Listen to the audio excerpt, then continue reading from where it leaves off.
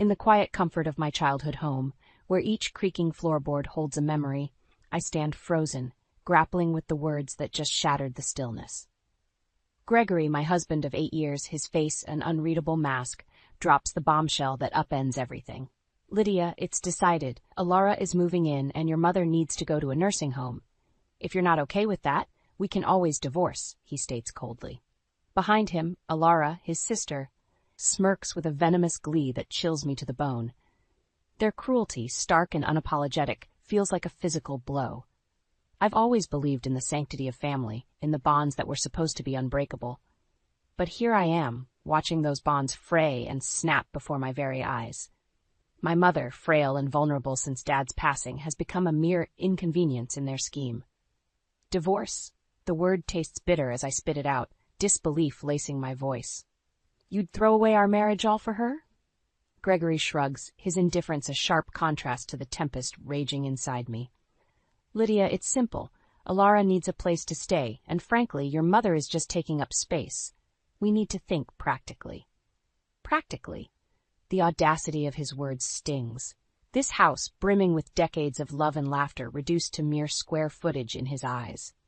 I glance at my mother, sitting in her favorite armchair, a look of utter defeat etched on her face. The image of her being sent away, discarded like an old piece of furniture, ignites a fire within me.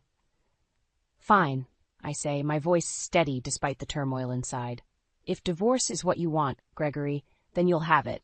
But know this, I will not let you toss my mother aside like she's nothing. Gregory's eyes widen in surprise. Clearly, he hadn't expected me to call his bluff. Alara's smirk falters, her confidence shaken. In that moment, a plan begins to form in my mind. A plan to not only escape this toxic marriage, but to expose their callousness for what it truly is. They think they can manipulate me, break me down, and cast aside the people I love most. They're sorely mistaken. As I head to my room, the words of my father echo in my mind, a mantra of strength and resilience. Never let anyone dim your light, Lydia. Stand tall, even in the darkest of times. Tonight, as I lay in bed, I'm not just planning a divorce. I'm planning a reckoning. Gregory and Alara have awakened a side of me they'll wish they hadn't. I'll protect my mother and our home, no matter what it takes. This is more than just a marital dispute. It's a battle for dignity, for respect, and for the sanctity of the home I've loved my whole life. They may have declared war, but I'm more than ready to fight back.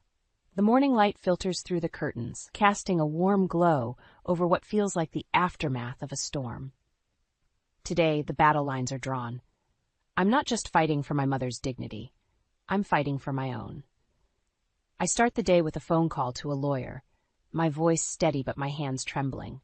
The lawyer, a woman named Miss Hernandez, listens intently as I explain the situation. Mrs. Graham, we can start the divorce proceedings immediately, she assures me. And regarding your mother, we'll ensure she stays right where she belongs. Her words are a balm, and for the first time since Gregory's ultimatum, I feel a flicker of hope. As I hang up, I'm met with the sight of Gregory and Alara in the kitchen, their laughter grating against my nerves. Alara, perched on a stool, is flipping through a magazine, while Gregory prepares breakfast with an air of forced normalcy. Good morning, Lydia, Gregory says, his tone casual, as if our world hadn't just crumbled. I've contacted a lawyer, I reply, my voice devoid of emotion. We're getting a divorce, Gregory, and my mother is staying. Alara's eyes snap up from her magazine, her earlier smugness replaced by shock. You're serious? You'd really throw away your marriage over this? Over this? I echo, my anger simmering. This is about respect, Alara, something you know nothing about. Gregory sets down the spatula, his face hardening. You're being irrational, Lydia. You can't just... Irrational? I cut him off. No, Gregory. What's irrational is expecting me to abandon my mother for your sister's convenience. The tension in the room is palpable, a silent war raging with every word exchanged. My mother shuffles into the room, her presence a reminder of what's at stake. Lydia, is everything all right? She asks, her voice frail. Everything's going to be fine, Mom, I assure her, my resolve strengthening. Gregory and Alara exchange a look, a silent conversation that speaks volumes. They had underestimated me, and now they're scrambling. In the following days, the house becomes a battlefield of silent glares and unspoken words. Alara's presence, once just an annoyance, now feels like a constant provocation. Every smug smile, every dismissive gesture fuels my determination. The day I receive the divorce papers, my hands shake as I sign them. There's no joy in this victory, only a deep sense of loss for what could have been. But as I watch Gregory's face fall when I hand them to him, I feel a surge of empowerment. "This is what you wanted, isn't it?" I say, my voice steady. "Freedom from us, from responsibility. Well, you've got it."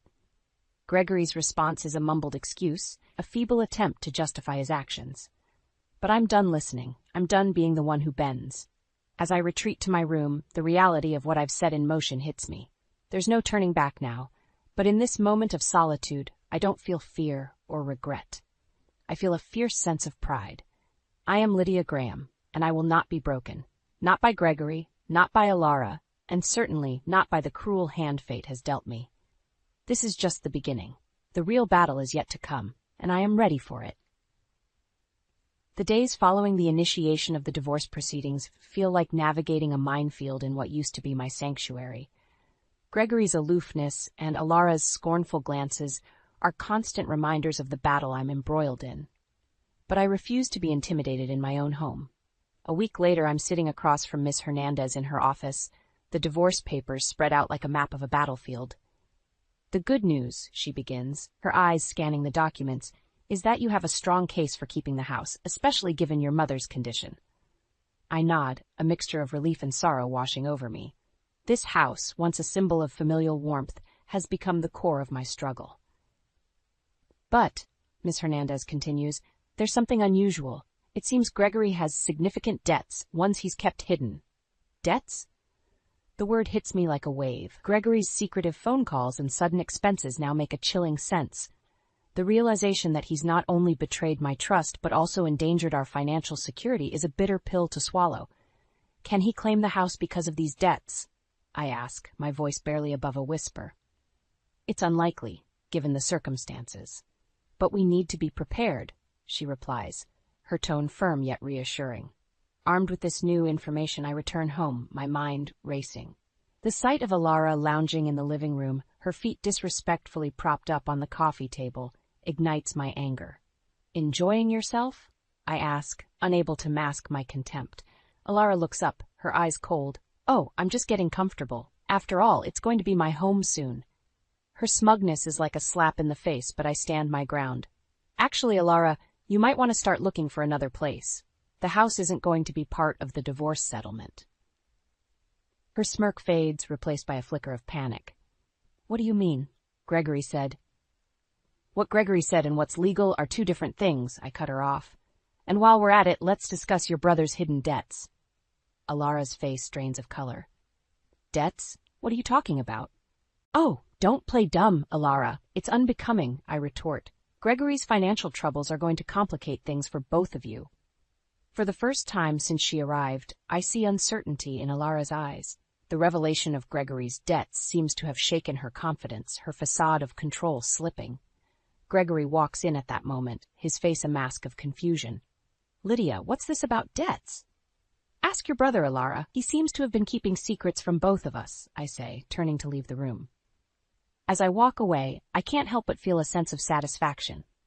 The tables are turning, and for once, Gregory and Alara are the ones caught off guard. But this is more than just a game of one-upmanship. It's about justice, about reclaiming my life and protecting my mother.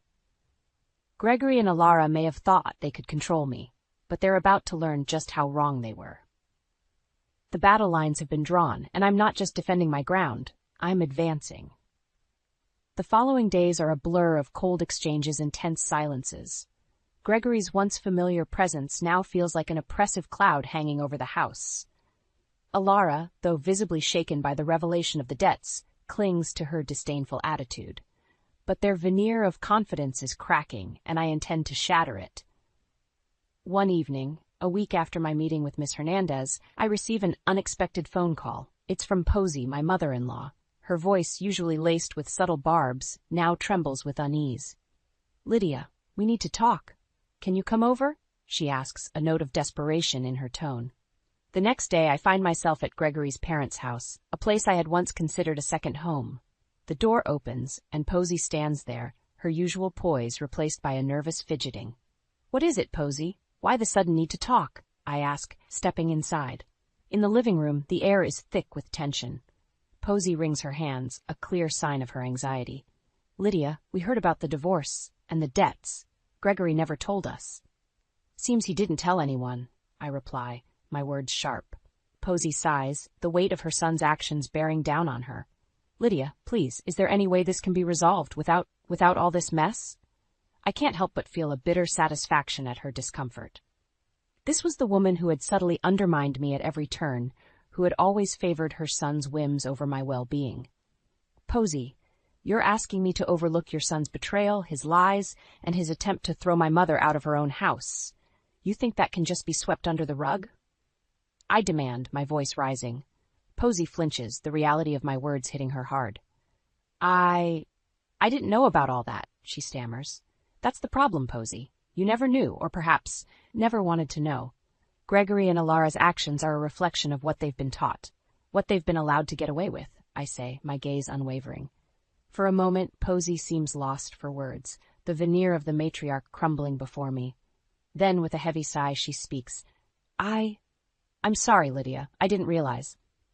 As I leave their house, Posy's apology echoing in my ears, I feel a complex mix of emotions. Anger, certainly, at the years of subtle jabs and favoritism, but also a sense of closure, of having spoken my truth to the woman who had, in many ways, enabled Gregory's behavior. This isn't just a victory in the battle of the divorce, it's a personal victory, a reclaiming of my voice and my worth. Gregory and Alara may have started this war, but I'm the one who's going to end it. And as I drive back to my house, to the life I'm fighting to protect, I know one thing for certain. I am not the same woman they thought they could control. I am stronger, fierier, and more determined than ever. The real battle is just beginning, and I am ready for it. The finalization of the divorce arrives like a storm, fierce and liberating. Gregory's signature on the papers is more than a legal formality.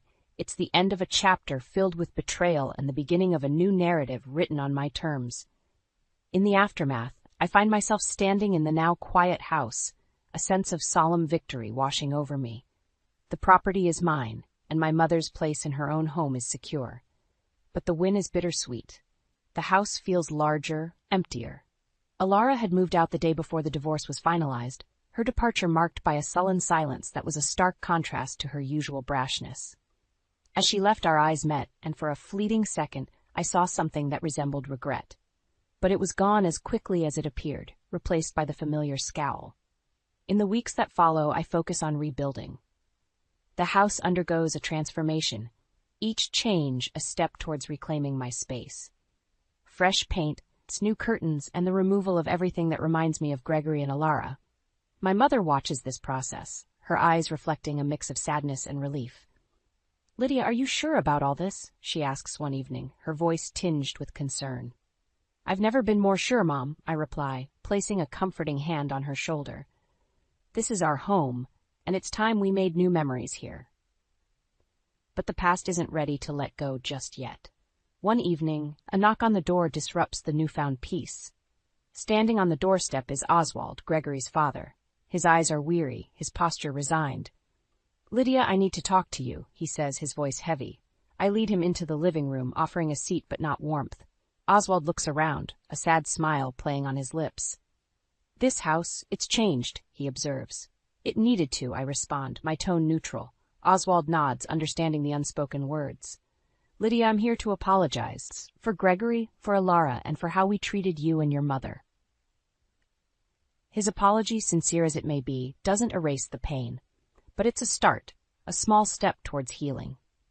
Oswald talks about Gregory, about his failures and mistakes, painting a picture of a man lost in his own shortcomings. "I don't expect forgiveness, Lydia. I just wanted you to know that we see the pain we caused." Oswald says he stands to leave. His departure leaves me with a sense of closure, albeit a complicated one. The battle may be over, but the scars remain. Yet in their own way, they're a testament to my strength, to the journey I've undertaken. As I sit there, in the quiet aftermath of Oswald's visit, I realize that this battle has been about more than just a divorce or a house. It's been about finding my voice, about standing up for myself and my mother. And in doing so, I've discovered a resilience I never knew I had. The future is uncertain, but it's mine to shape. And whatever it holds, I know I'll face it with the same strength that brought me through this storm. Life after the divorce settles into a new rhythm, a dance of healing and rediscovery. The house, now infused with a sense of liberation, becomes a haven for my mother and me. But just when I start to believe that the storm has passed, the winds of the past swirl back into my life. It happens on a quiet Tuesday evening. My phone rings, and Gregory's name flashes on the screen, a ghost from a chapter I had closed. I answer, curiosity piqued and defenses up. "Lydia, I need to talk to you." Gregory's voice comes through, hesitant and strained. "Why, Gregory? What's left to say?" I ask, my tone guarded. "It's about everything. I've made mistakes, Lydia, big ones. I realize that now," he says, a note of desperation creeping into his voice. His words, meant to convey remorse, only stir a well of bitterness within me. "Mistakes? You call uprooting our lives and siding with Alara against your own wife and her mother just mistakes?" Gregory pauses, and when he speaks again, his voice is laced with something akin to regret.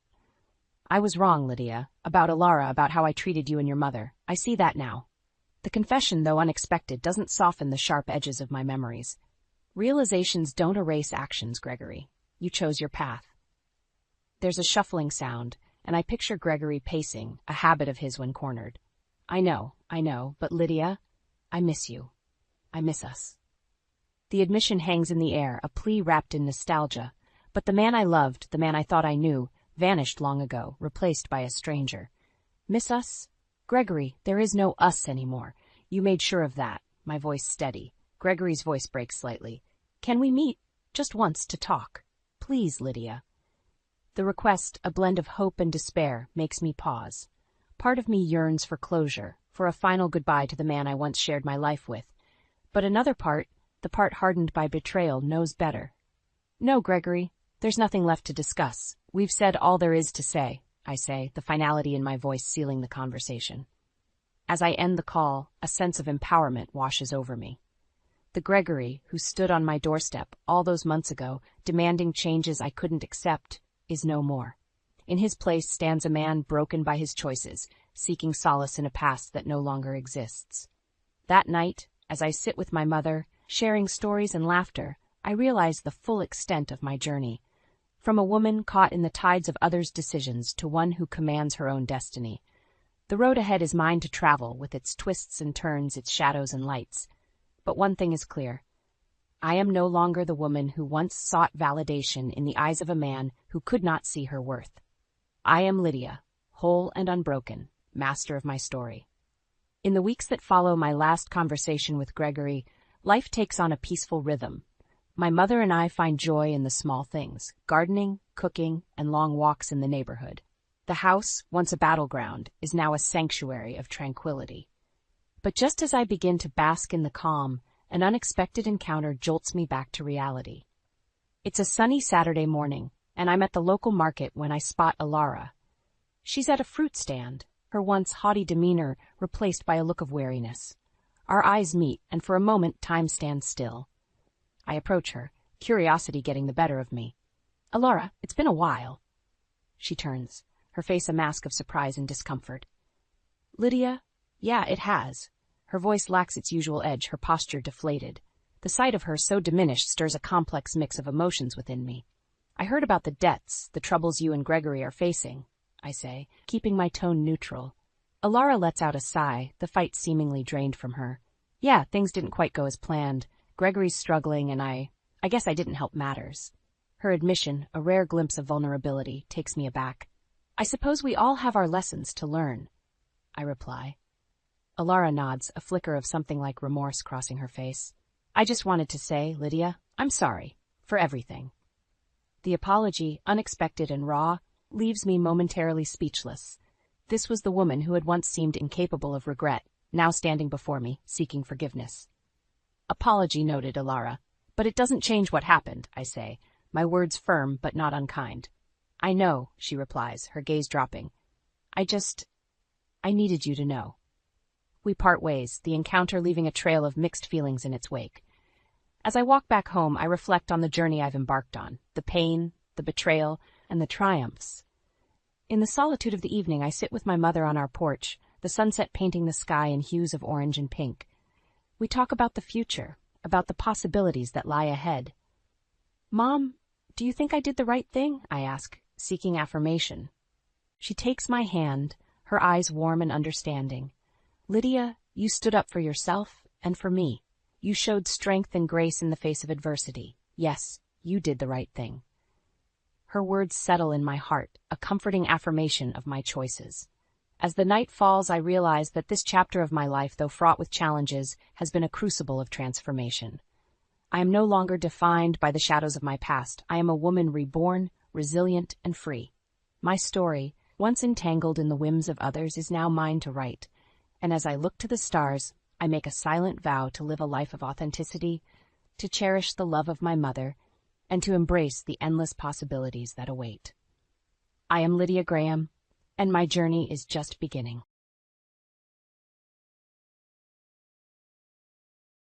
My name is Ashley.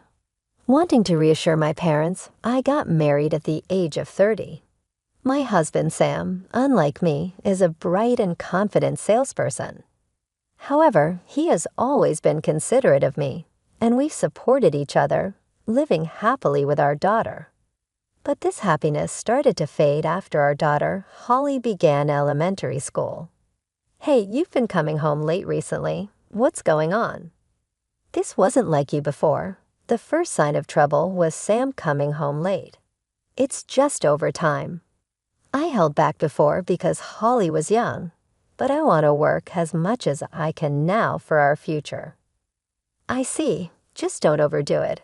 But then I found women's perfume and foundation on his clothes. It became clear that there was another woman in the picture. Why does it smell like women's perfume? Isn't this a woman's item? I just bumped into someone. She lent it to me when I got dirty, and I brought it home to wash and return it. I haven't done anything to be suspected of. Despite my doubts, I trusted Sam as he had always been before, and tried to think it was all in my head. Try to stay away from other women. It's shocking. Sorry, I'll be careful, but Sam's behavior began to get weirder. This high-rise condo, it could sell for $2 million, you know. Yes, it's in a good location and well-made, so it's popular. What if we sell this place and live somewhere else? With $2 million, we could live in leisure. No way. This is the place my parents left for me. I don't want to sell the house full of memories where my parents lived. Sam began insisting on selling the condo my parents left to me. He also started worrying about my earnings and other inheritances. "What's with you being so stingy?" "We're family. Aren't we supposed to think about selling for our living?" "We're not so desperate for money. We both have jobs. Your office job doesn't make that much money.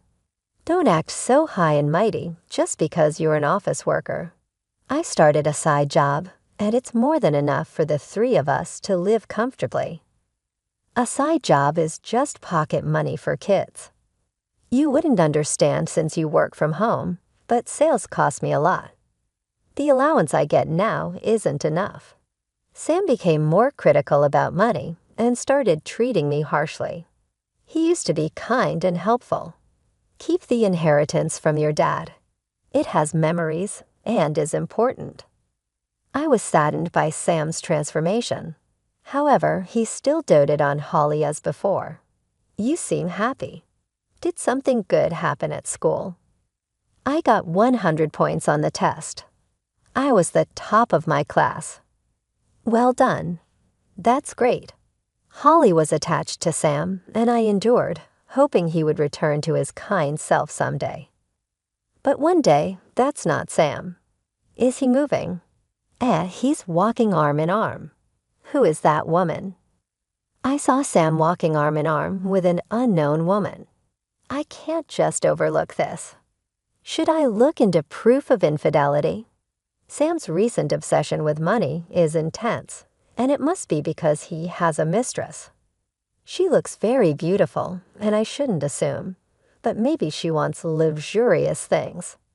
But then it makes sense why he'd want money. Just as I was bracing myself to deal with infidelity, I was diagnosed with a disease and given about 2 years to live. No, not now.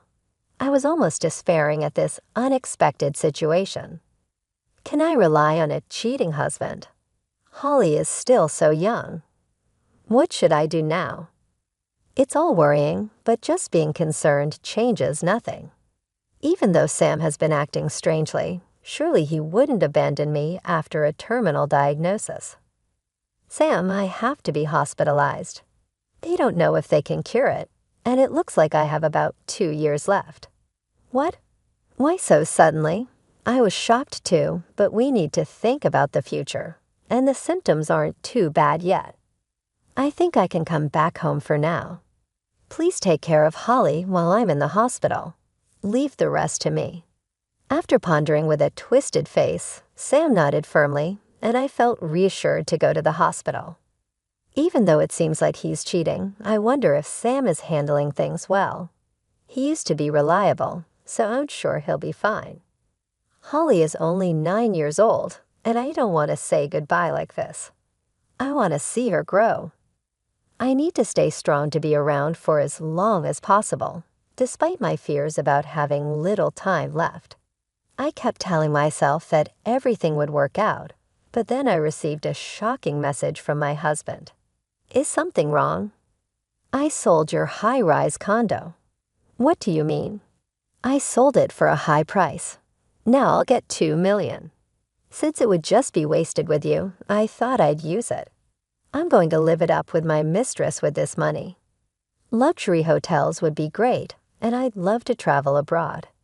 Plus, you're not going to be around much longer, so I'll get your insurance money too. Thanks to you, I'll be living a good life. What are you doing? This was left to me by my parents. What about Holly? You didn't just abandon her, did you? Until the sale is finally analyzed, she should still be in the condo, right? It was under your name, but I managed to sell it. Also, I sent you divorce papers. Once we're divorced, I'm going to marry my mistress. Having a stepchild would be a burden for Sophie. She's prettier and kinder than you, so the choice is obvious. Sophie wouldn't want to take care of someone else's kid, so I don't want to put that on her. Don't joke around at a time like this. You were close to Holly, weren't you? How could you abandon her so easily? I'm not joking. I married you in the first place, hoping to get some money. I thought I missed out, but it turns out there was quite an inheritance. Well, good luck with everything. So I'll be taking your and your husband's money. I'm going to have a blast from now on. Getting a lot of money so easily really helped. Thanks for getting sick. This isn't over. Hey, wait. I couldn't believe he sold my inheritance while I was in the hospital and planned to leave Holly to be with his mistress. Is Holly safe on her own? And what should I do next? Seeing the signed divorce papers confirmed that everything Sam said was true. Medical bills cost money, and Holly will still need money in the future. How am I supposed to manage while being sick and unable to move? I fell into deep despair, and my condition worsened as I was bedridden. Mom, cheer up. I'm sorry, Holly. I felt incredibly guilty towards Holly, who assured me that neighbors were helping and she was fine. It's okay, Mom. I've taken care of things. What you're worried about won't happen, trust me. My daughter spoke with unusual confidence. Just because you can't move, Dad thinks he can take advantage, but I managed to stop the sale of the condo. He won't get his way. What? How did you do that? I had been worried when Holly hadn't visited me for a few days after Sam's message, but it seemed she had been acting to thwart his plans. When Dad came with a woman and said, "This place has been sold, so you won't be able to live here for long. The money will be deposited into my account. Things will get tough, but Holly, you'll manage somehow. Stay healthy with your mom. I thought I had to stop because this place is important to you. I remembered something Grandpa told me. Having evidence makes it clear who's at fault. I researched online about property transactions and found out that Dad couldn't sell the condo since it's under your name. I got help from teachers and neighbors to track down the real estate agency. It turns out Dad forged the documents since they weren't official. I managed to stop the sale. You managed to get that much help. It must have been hard to investigate. When I explained the situation, everyone was mad at Dad. They promised to help, and Dad was cheating, right? The woman who came to the house with him was the one. I observed her closely and asked the adults about her, and neighbor had seen them together. They noticed Dad had been getting angrier. With you, love can change people. So I gathered evidence, including surveillance camera footage from stores. I also found out where the woman works. I'll make them regret cheating. I was stunned by my daughter's maturity. I knew she was capable and had many friends, but I hadn't realized to this extent. We won't let Dad get his way. Wow, you've been doing all this. Now it's up to you to complete the process, so you need to get better soon, Mom. Thanks to my daughter, I saw a glimmer of hope and resolved not to let things end like this. You're right, I can't just stay in bed. I won't let Sam have his way. My condition, worsened by stress, began to improve as I regained my resolve. I started preparing to make Sam face the consequences. We discussed with neighbors and teachers to find the least burdensome way for you, Mom. We can take action right away. Got it. After all you've done, I must thank everyone. I won't give up just because of a terminal diagnosis. That's the spirit. The next day, I received a call from an unknown number. Hey, what's going on?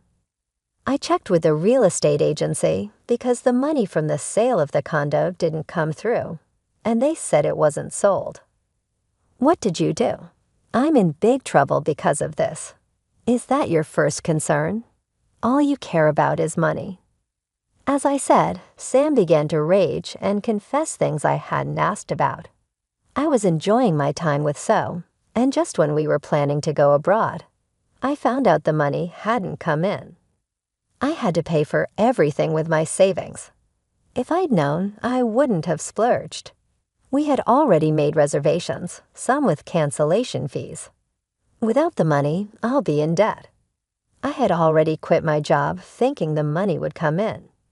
When I told Sophie, we had a fight. You said selling the high-rise condo would bring in $2 million. It was unexpected for me, too. Now I'll be in debt, so Sophie will have to help pay. This isn't what you promised. I thought you were making money, too. You said we could live comfortably even without working. Why do I have to pay? What, you expect me to handle everything? You were earning well, too. I didn't want to spend money on this. I was looking forward to luxury because you said $2 million would come in. It was more exciting because it wasn't my money. I felt the same, but the money didn't come through. So what can I do instead of complaining? Do something. Then she left the next morning, and she took all my belongings.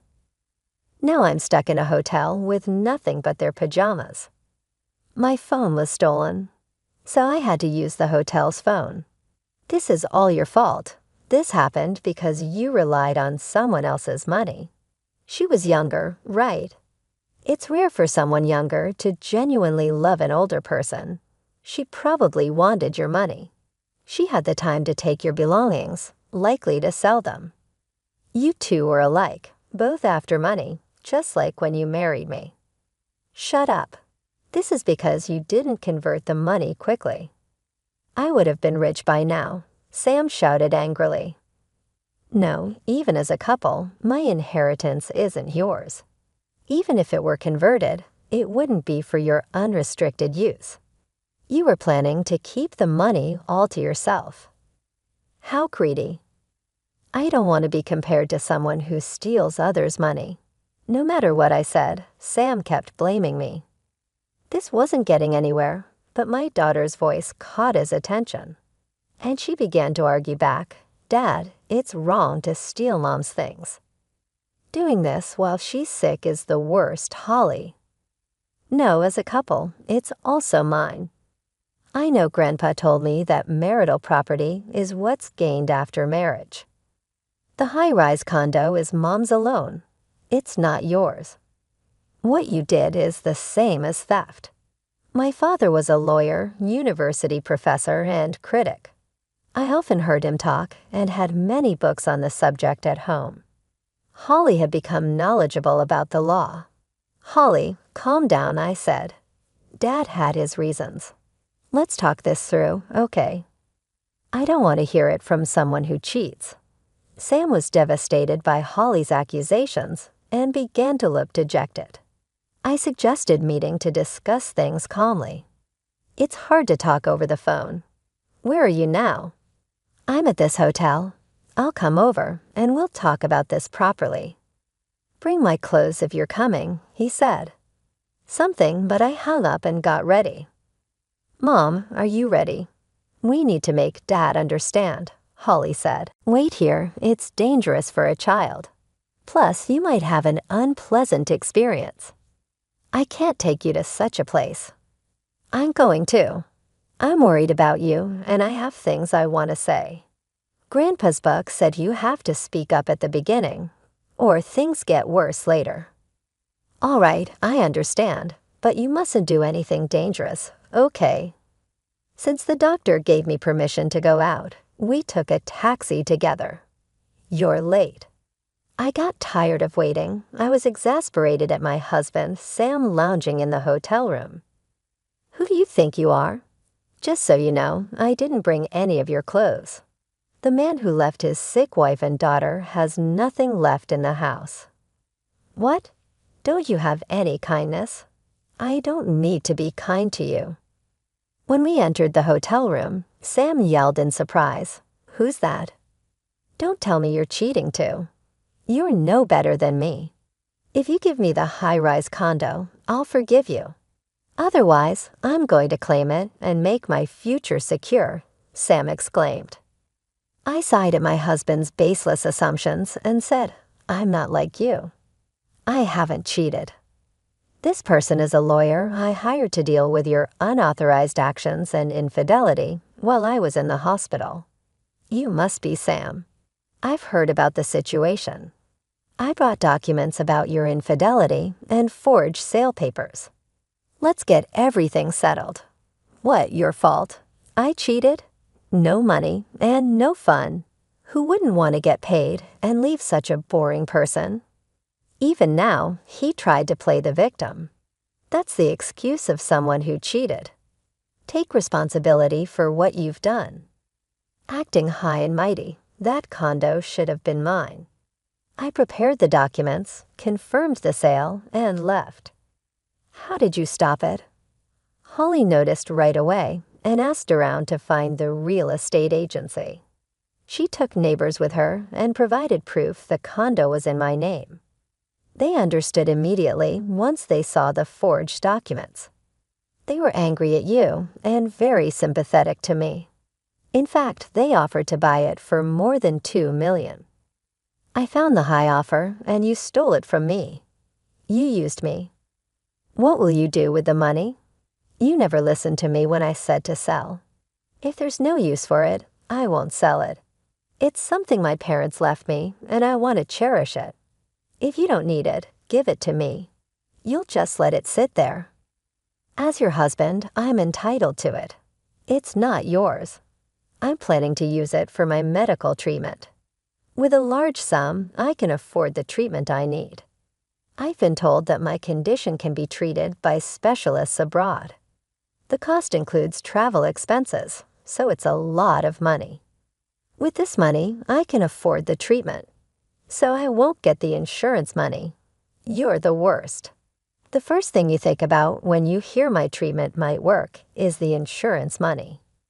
Even if the treatment doesn't work, I changed the beneficiary to Holly, so you won't get anything. At first, I was hesitant to let go of my parents' inheritance. Memories are important, but your health is more important. You are right. As long as I remember my parents, it's okay. There are other keepsakes, and living with Holly is what matters. Holly convinced me to use the money for treatment. I secured a reservation for treatment. In a year, I'll be fully recovered. You won't get a penny from me, so Sam won't get any money. Family matters are difficult to prosecute, but selling your spouse's property without permission can lead to a civil lawsuit. We have evidence, and with the divorce, we can proceed legally. I didn't get any money, so it's void. I've got no savings. What should I do? I spent a lot thinking the money was coming. I even quit my job. Not my problem. Your mistress was after your money too. I'm claiming child support with evidence. You can't escape. You want more money. I'm already in debt. With the condo money, I could clear my debts. Without you, I could be happy with Sophie, aiming for my inheritance and insurance. And you call me greedy. Take responsibility for your actions. We have witnesses and security footage of your infidelity. We also have evidence of forged documents. Here's child support. Yo, Sam looked shocked at the amount. No way. I can't pay that. Too bad. You'll have to. Sam was devastated by the lack of money and the additional payments. Despite his complaints, reality didn't change your heart. Let's not divorce then. I won't have to pay child support. We'll share our income and things will be fine. I was wrong, so let's not divorce. Of course we're divorcing. You didn't care about me when I was given a terminal diagnosis, only the insurance money. You tried to sell the condo and abandoned Holly. How dare you blame me? Even with the money, it'll go to treatment. How will you live afterward? I can get a job, and we need my income. You can't manage without me. I can manage without you, without someone trying to take my inheritance. I'll be better off. Realizing he couldn't convince me, Sam turned to Holly. Holly, you'll side with me, right? We've had fun together. You don't want us to be apart, do you? It's better for you if we're all together. Holly glared at him and said, You're the worst. You didn't help Mom and tried to sell the condo. I hate you. Reflect on your actions. No way. Sam reluctantly agreed to our terms. No property division, but you have money. Cheaters don't get to say that my inheritance isn't marital property. We can settle it in court if you want, but it'll cost you more. Stealing is theft. Why can't you understand that? Seeing Holly scold him, Sam gave up. Finally, the divorce was finalized. Pay up and don't come near us again. Help me for a while. I have no money, clothes, or place to live. I'll be kicked out of the hotel. That's your fault, Sam said. Saw it yourself. We left Sam and the hotel behind. I thought it was over, but a few days later, everything's your fault. He barreled into my hospital room. How did you get here? I have nothing to lose now. Pay me to solve this.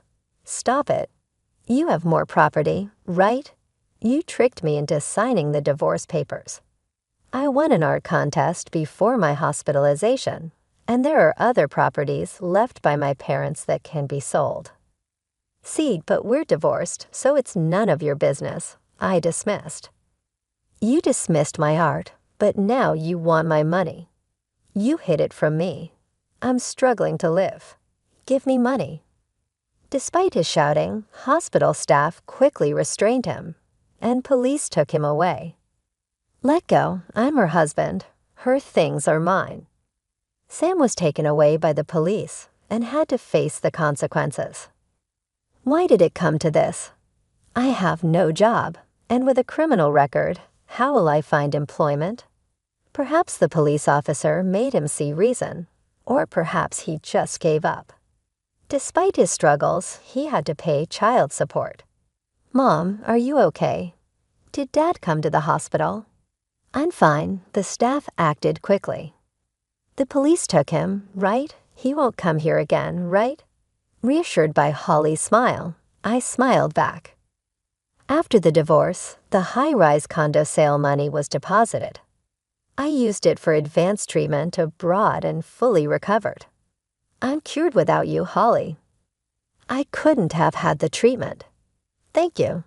We now live together, renovating other properties left by my parents. Mom wanted to start an art school, which is why she was interested in the properties. I started drawing because of her. Maybe I should start school too. That sounds great. Grandma loved teaching too. I started an art school and enjoy interacting with the neighbors. Winning the contest made the school popular. Meanwhile, my ex-husband works multiple part-time jobs and struggles. I was once an elite company employee, but no one will hire me now, and I'm in debt. His mistress disappeared after quitting her job, probably to avoid paying alimony. We're looking forward to a bright future.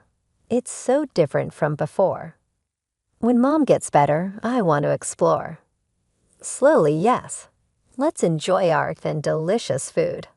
Holly became fascinated with foreign cultures during our treatment trip. I want to learn many languages and make lots of friends. It'll be fun. You can do it, Holly.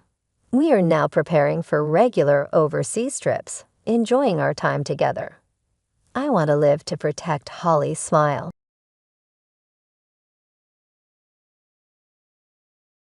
That's why I asked you to repay the debt. The husband who suddenly saddled me with a huge debt and disappeared. No matter how much I tried to contact him, there was no response at all. What am I supposed to do now? There's no way I can pay off such a large debt. Fortunately, there was someone by my side who encouraged me when I was feeling lost. Mom, cheer up. The owner of that voice was my lovely daughter.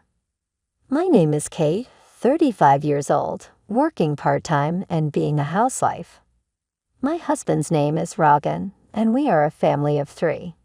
I met Rogan at a mixer I joined just to make up the numbers. I was nervous, but Rogan proactively spoke to me and lightened up the atmosphere. Before we knew it, we got along well and decided to exchange contact information. From there, as we continued to communicate, a special feeling sprouted between us. It didn't take long for us to start dating. Who would have thought I'd end up in this kind of relationship with someone I met at a mixer? After our first date, I told my older sister Talia about Rogan. Talia burst into laughter and reacted like this. Really? I never thought you'd choose a boyfriend from a mixer.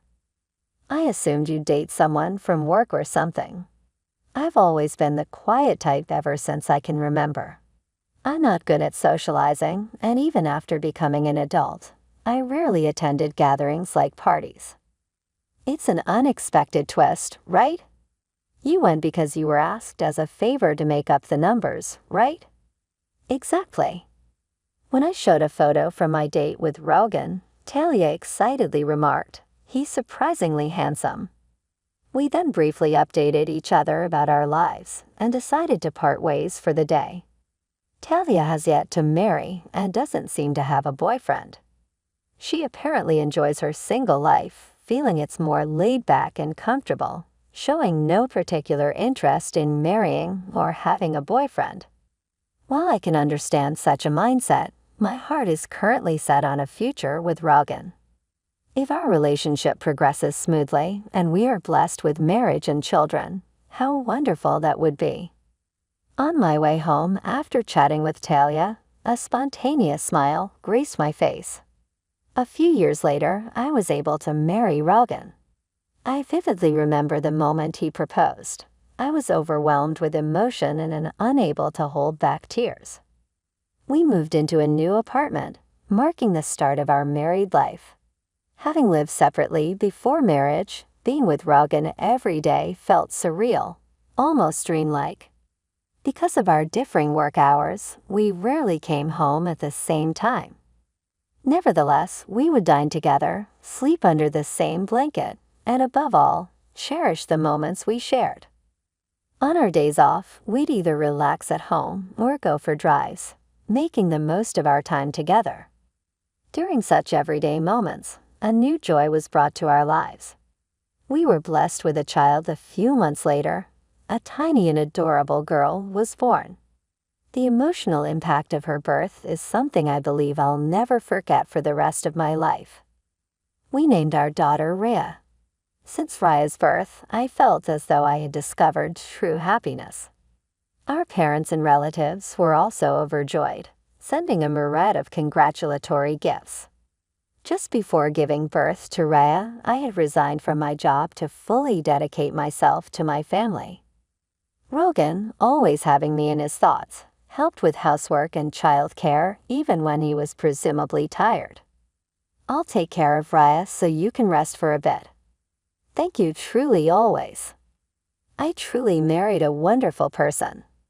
Living with Rogan, who treasures us, has been a heartwarming experience. However, a few years later, I would deeply regret marrying Rogan. Several years after Raya's birth, Rogan suddenly resigned from his job. He began to explain the detailed reasons to me as I was taken aback by the abrupt news. Apparently, he had been having issues with a new superior at work, which seemed to have taken a toll on his mental well-being. He reached his breaking point and decided to quit. I understand why he left his job, but something bothers me.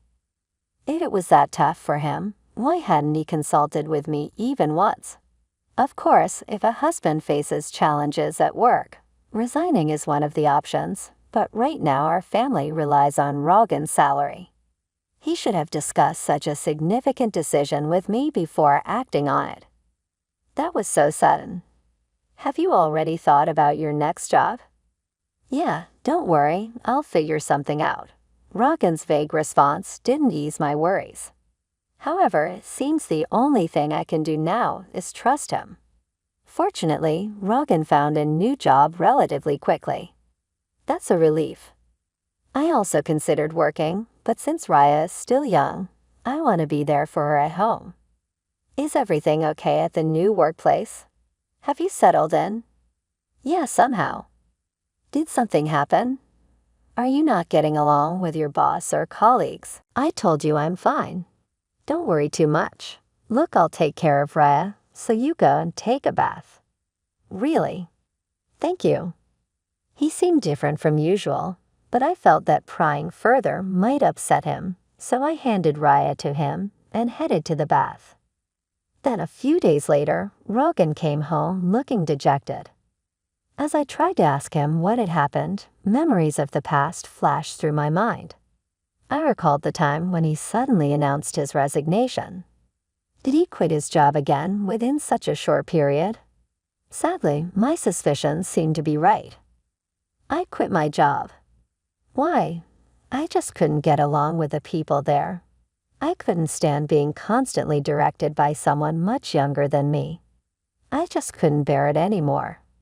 I see. But we'll get through this. We'll find another job. I'll help in any way I can, I offered. Suddenly, Rogan's expression changed, and he raised his voice at me. Hey, what's with that look? You don't like that I quit. You're able to eat because I work. You just stay at home, and you're acting all high and mighty. After saying that, he threw his bag onto the living room table. What's gotten into you all of a sudden? Shut up, just be quiet. Unable to contain his anger, Rogan grabbed a whiskey from the fridge and downed it in one gulp. I'd never seen him this angry before. At that moment, I felt terrified. I've always been grateful to him and try to be supportive as much as possible. An extremely angry Rogan shouted at me for a while and then plopped down on the sofa, looking grumpy. I was so shocked that all I could do was accept his words, and this incident created a rift in our relationship. Since then, Rogan has been in a cycle of finding and quitting jobs. We lived in uncertainty and experienced many anxious days. Rogan, can't you be a bit more serious about your job? At first, I tried to understand his feelings and said nothing. But given the circumstances, I couldn't keep silent any longer. You're annoying. If you have complaints, then you work and earn money. You rely too much on me. But there's Raya to consider. So what's your point? Lately, Rogan has been gradually losing interest in Raya and seems to be avoiding her. When Raya was born, he took great care of her and was genuinely happy. Observing Rogan now, he felt like a completely different person. No matter how much I pleaded, Rogan showed no interest in continuing his work. Eventually, I decided to entrust Raya to Talia and started working on my own. I'm really sorry for having to leave her with you. It's okay. Raya and I will wait together, okay? Ria, who had just started attending kindergarten, wasn't a major concern. When it came to leaving her with someone, part of it was because I trusted Talia to take care of her. But Raya was also remarkably mature and calm for her age. She showed interest in newspapers, read them on her own, and could even write long and somewhat complex sentences. Raya had a quiet disposition and was exceptionally composed for her age. When she started attending kindergarten, I was concerned about whether she'd be able to make friends and communicate effectively with others besides me. However, it turned out I didn't need to worry. Raya made many friends in kindergarten and enjoyed her time there. As a parent, that was the most heartwarming thing to witness. Given the situation, I felt it would be no problem for me to work outside the home. When I started looking for a job, I found one quicker than expected, and thus I began working full-time. The pay was better than I had anticipated. Even if Rogan quit his job, our finances would probably stabilize. Thankfully, the work environment was also pleasant, despite the busy days. I enjoyed working. A few years after I began working, Rogan finally found a stable job. He might have finally found a workplace that satisfied him. Upon learning this, I felt a profound sense of relief. Rogan's demeanor started to brighten over time, and he seemed to return to the man I knew in the early days of our marriage. He became considerate of the challenges I faced juggling work and family, often asking, "Has it been tough? Aren't you tired?" I was a bit taken aback by this transformation. Perhaps job stability had given Rogan peace of mind. Raya was growing up healthily, and Rogan started acting like a caring father to her once again. Seeing Raya play joyfully with Rogan always warmed my heart. Still, the thought of returning to the way things were before made me anxious about leaving my job. Therefore, I continued to rely on Talia for childcare. "How's Raya? Is she looking well?" "Don't worry, she's playing happily." If Raya is doing well, I can be at ease. I'd probably continue to depend on Talia. I had been considering treating Talia to something she liked as a token of my appreciation. Several years went by, and Raya was now in the 3rd grade of elementary school. She attended school every day with great enthusiasm. The family's bond was just like before, harmonious and loving. I wondered what had caused the previous rift between Rogan and me. Our home life felt so stable, almost as if the past problems had been forgotten. Then one day, Rogan made a suggestion. "Ever think about getting a new car?" "A new car?" "Yeah, our current car is good, but I think it's reaching the end of its life. It's becoming a hassle to maintain." Indeed, the car we were using had been purchased quite a while ago. Over the years, issues increased, and the repair costs started to pile up. "You might be right. Maybe we should consider a new car." "Yes, I knew you'd agree. By the way, I've already got some catalogs ready." I didn't expect him to be this eager about replacing the car. I was a bit surprised, but we started looking through the catalogs together. "Ria, come here. Which car do you want to ride in? Let's decide together." He called Raya over, and the 3 of us enjoyed flipping through the car catalogs together. However, I couldn't have imagined that this day would mark the beginning of an unexpected turn of events. A few months later, the new car that the three of us chose was delivered. The car we bought was a brand new model, costing over $155,000. The loan was under my name. Generally, people would expect Rogan's name on the loan, but considering his unstable work history, we were concerned about being rejected. I was determined to work even harder from now on and pay off the loan. I was sure Rogan felt the same way, that's what I believed. But my hopes were shattered in an instant. Rogan stopped coming home. He disappeared along with the newly purchased car. Could it be that Rogan got involved in some kind of trouble? What should I do? At that moment, my cell phone rang. The call was from Rogan. "Hello, Rogan, what are you doing? Where are you now?" Out of concern, my voice raised unintentionally. "Hey, calm down.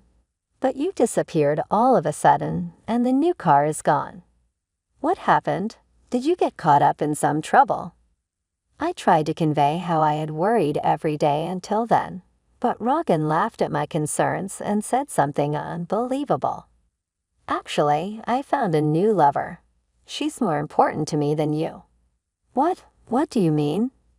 "Let me be clear. I've fallen in love with someone else. I've already taken care of the divorce notice. I'd appreciate it if you stopped getting involved." "Wait, divorce? I can't believe this." I was shocked by the mention of a divorce notice. However, I remembered a discussion we had during a big fight a while ago. Submitting the application to the court means that both parties agree to the divorce.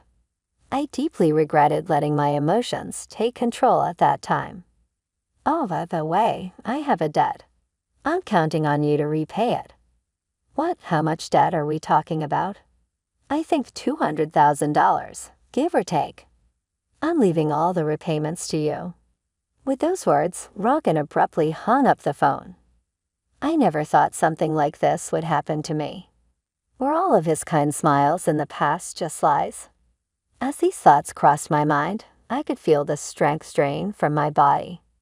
"Mom, what happened?" As I slumped to the floor, Raya rushed over, looking concerned.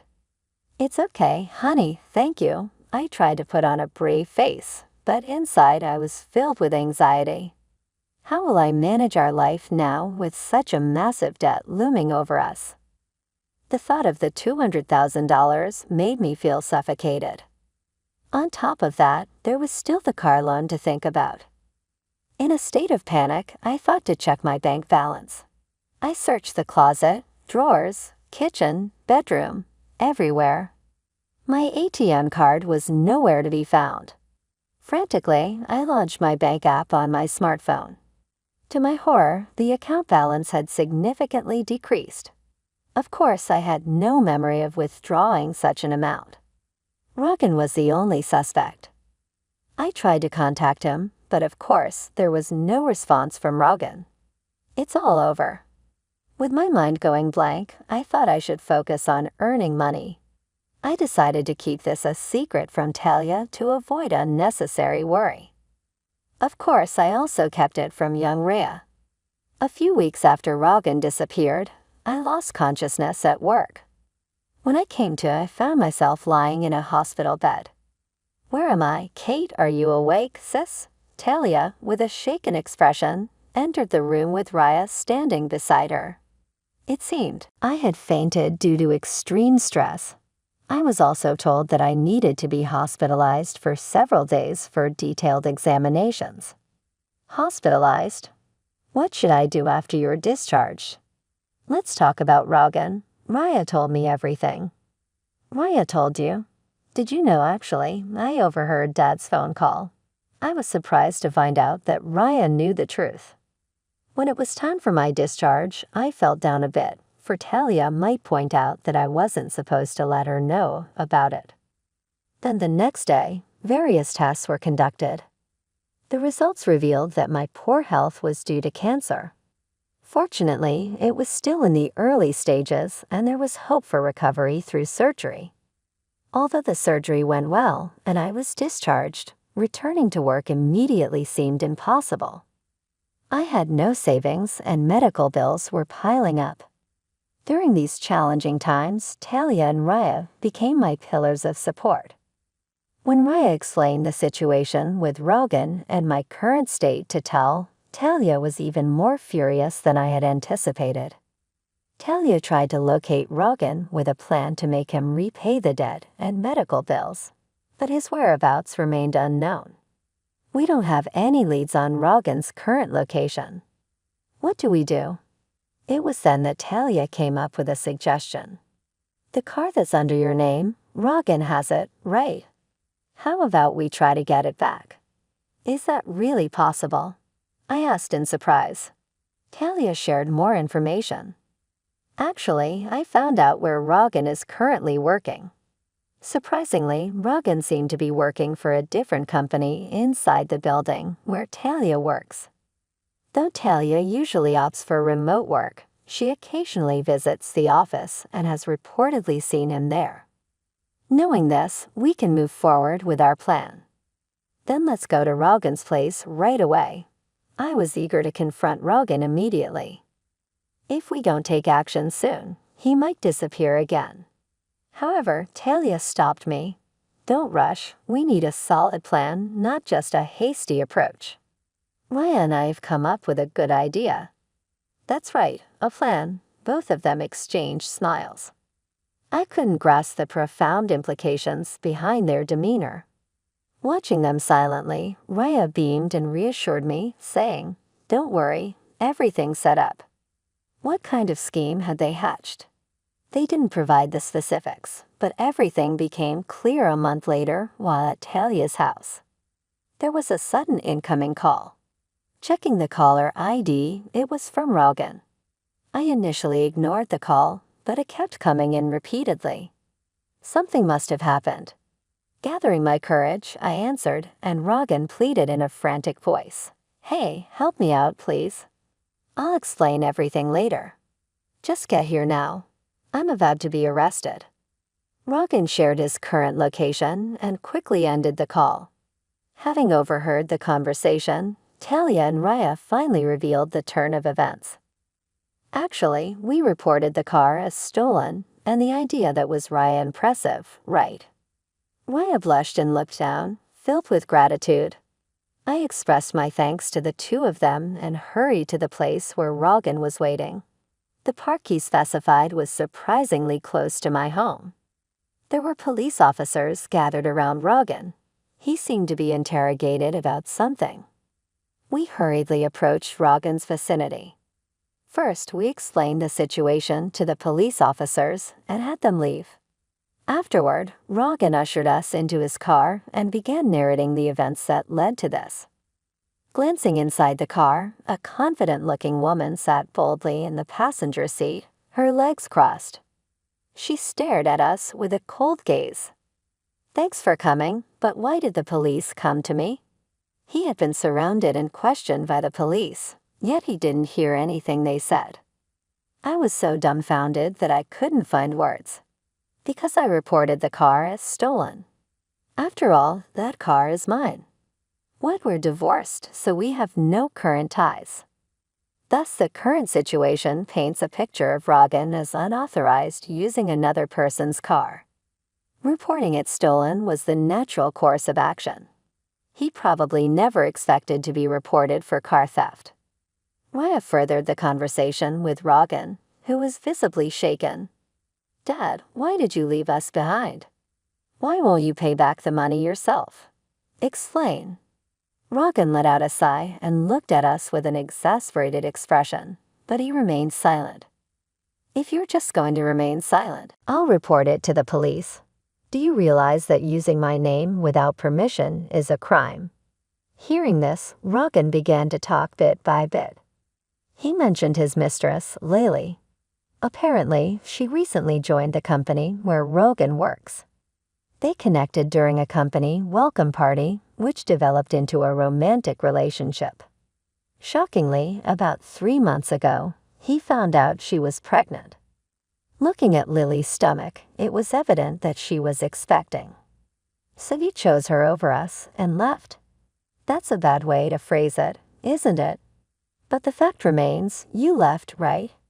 Talia suddenly interjected, and Rogan seemed taken aback. Ignoring his surprised expression, Talia continued her line of questioning. She began to lash out at Rogan, criticizing his past actions, his irresponsible behavior towards the family, constantly changing jobs, and his quick temper, often resulting in him raising his voice in anger. Rogan, deep in thought or perhaps just tuning her out, bowed his head and remained silent. Lily's face contorted in evident irritation. At this, she continued to press him about the reason for the $200,000 debt, but he stayed mute. Then, seemingly unable to hold back any longer, Lily revealed a shocking truth. He borrowed money in his wife's name for me, gifting me a lot of luxury branded items. I was truly lucky, a debt of $200,000 to be gifts for Lily. What on earth did he buy from her? From her story, it can be inferred that he purchased several expensive luxury items. It's hard to believe, but what was more curious was how easily Lily revealed the reason for Rogan's debt. If they were in cahoots, revealing such information would put them at a disadvantage. While contemplating this, Raya posed a question to Lily. Your belly's pretty big. Is it a baby? What are you due? In about 3 months, I guess, Lily replied. Giving birth in 3 months. That calculation didn't seem right, considering she was supposedly impregnated 3 months ago. Shouldn't there be more time? Talia, too, seemed to notice this inconsistency and pressed Lily further. Is that baby really Rogan's? Isn't it odd for the baby to be due in 3 months? Whose child is it? Talia voiced her suspicions directly. Although surprised, Lily didn't seem intent on hiding anything. Actually, the child isn't Rogan's. I thought about keeping it a secret, but I figured it'd be a hassle to get further involved with him, so I'll just spill the beans. Is that why you were honest about the debt too? Yeah, there's no point being with Rogan anymore after all, she said with a mocking expression. The atmosphere was heavy and hellish. I wanted to get away from here right now. Meanwhile, Rogan stared intently at Lily with an incredulous expression. Hey, what are you talking about? This is a joke, right? Why would it be a joke? I mean exactly what I said. The tension increased, making the atmosphere even more stifling. Amidst this, Talia took charge of the situation. Anyway, I'll call the police. Huh? What are you talking about? I couldn't care less about you too, but remember, borrowing money under Kate's name is a criminal act. Plus, using the car without permission is also a crime, especially since Rogan and Kate are complete strangers. Talia instructed me to contact the police. Rogan and Lily were frantically trying to talk their way out of the situation. However, I ignored their pleas and made the call. After a while, I could hear the sirens approaching. This should make them face the consequences. The issues regarding the debt and the car should be on their way to resolution. I felt a huge relief finally. Things were sorted out. In the end, Rogan and Lily faced legal action. They didn't end up in prison, but they had to shoulder responsibilities such as compensation payments, repaying the debt, and child support on several occasions. They tried to reduce the payments through lawyers, but a secret recording that Raya had made was used as evidence, so their requests were denied. The reason why Raya had made the recording was because of a scene from a TV show she had watched with Talia. While I thought she was really quick-witted, I couldn't help but wonder what kind of shows Talia had shown Raya. After all that, Raya and I now live with Talia. Raya didn't face any issues commuting to school, since the distance from our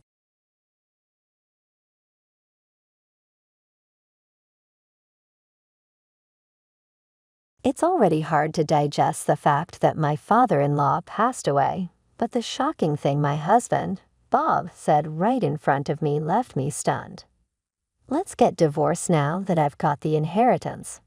"I don't need an ATM like you anymore," he said. For a moment, I couldn't comprehend what Bob was saying. "What do you mean?" I asked. Bob grinned and smugly explained, "I got about $1 million from my dad's inheritance, so I don't need you anymore." Bob then went on to voice his frustrations about me. "Do you know how embarrassed? I had high hopes because it was a match arranged by my dad, but I was disappointed to see such a plain woman like you," he said. "Well, why did you marry me then?" "You could have just said no," I replied. "It's obvious, ain't it?" "For the money. Who'd marry someone like you otherwise?" he sneered. There was no way I could stay silent after hearing all that. "Fine, here's the divorce papers," I said. I decided to agree to the divorce from Bob without revealing something important. I hope he deeply regrets this later. "My name is Catherine Smith, 42 years old. I run a fashion company. I got married to Bob, who's 2 years younger, 2 years ago. Our marriage was arranged.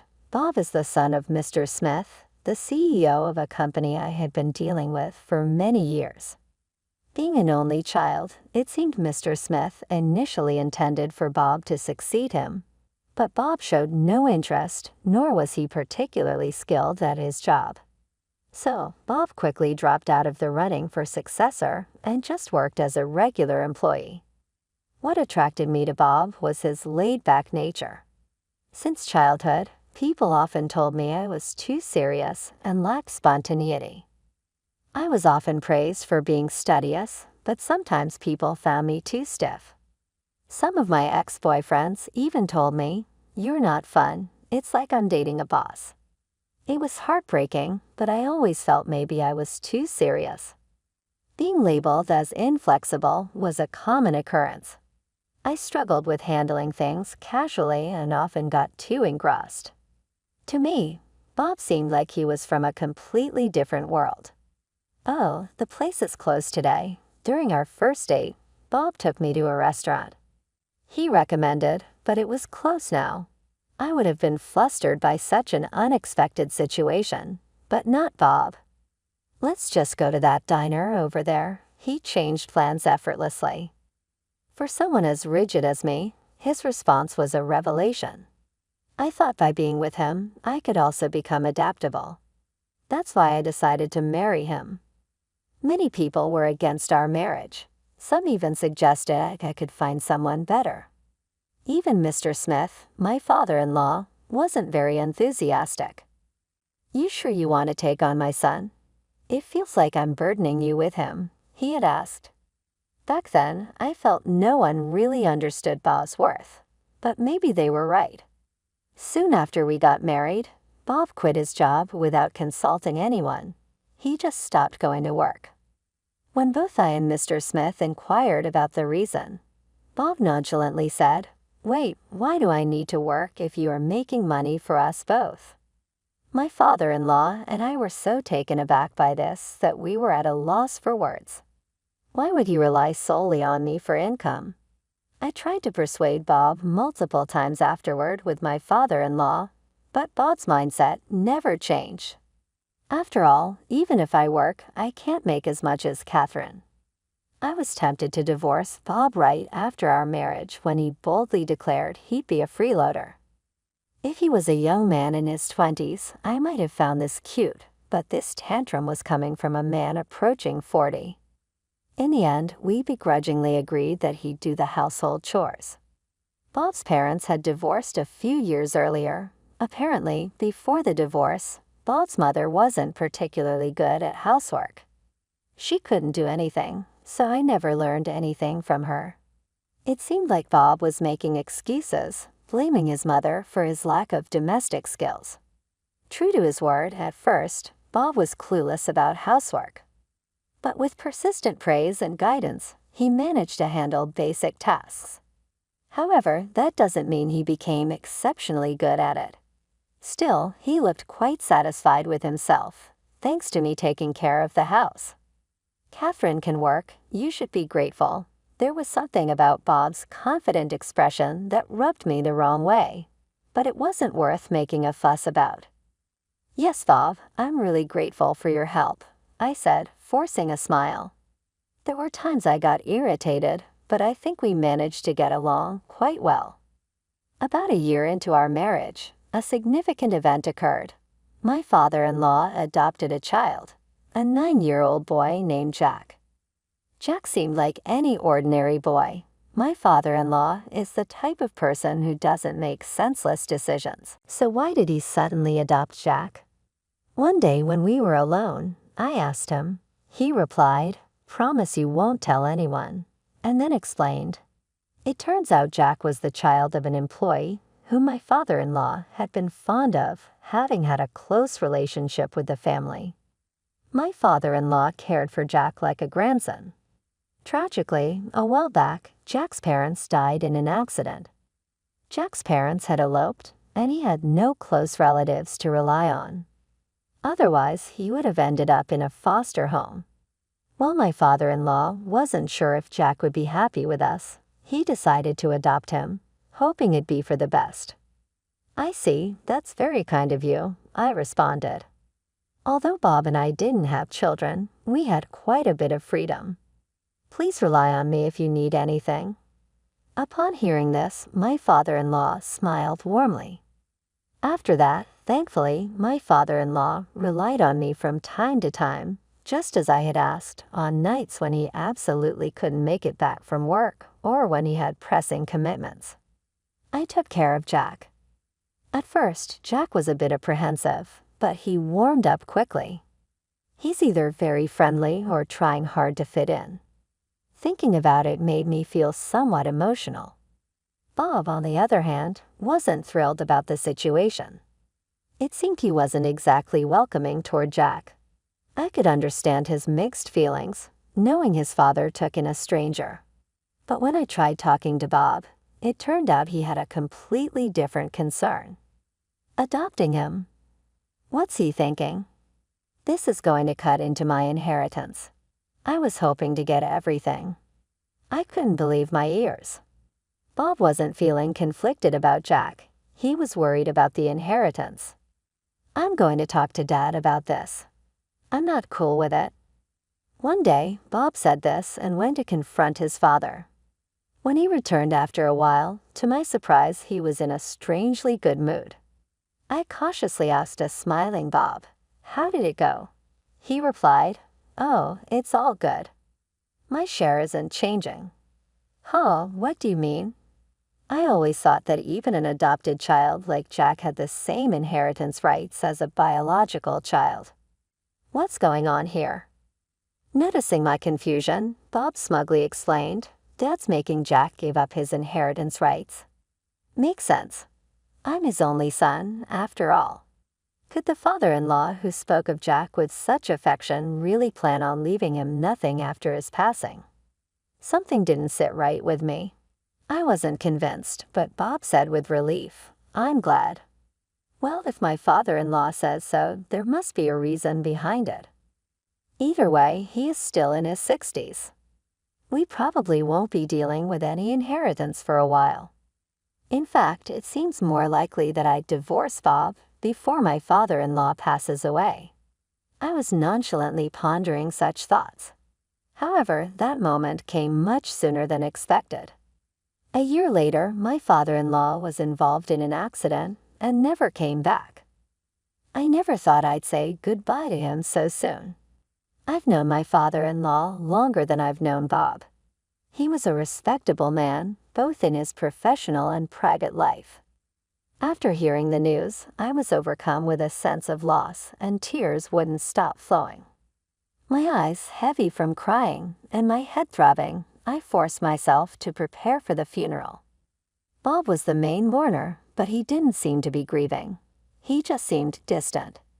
His father had passed away so suddenly. Perhaps Bob was in such shock that it didn't feel real. I had to step up and make preparations to bid farewell to my father-in-law on behalf of Bob. I felt like crying, but somehow held back during the funeral. As hard as it was for me, seeing Jack cry was the most heartbreaking. Throughout it all, Bob didn't shed a single tear. That's when I began to find his behavior peculiar. Rather than grieving, Bob seemed restless or even giddy. Sometime after the commotion, the reason became clear. Bob, isn't something off with you? Aren't you sad about your dad's passing? I intended my comment to reflect concern about his lack of tears, but his response caught me off guard. Of course I'm sad, but I'm also kind of thrilled. Oops, guess my joy showed, huh? Come on, Catherine, Dad was the CEO, right? He's found to have some money. How much do you think he left behind?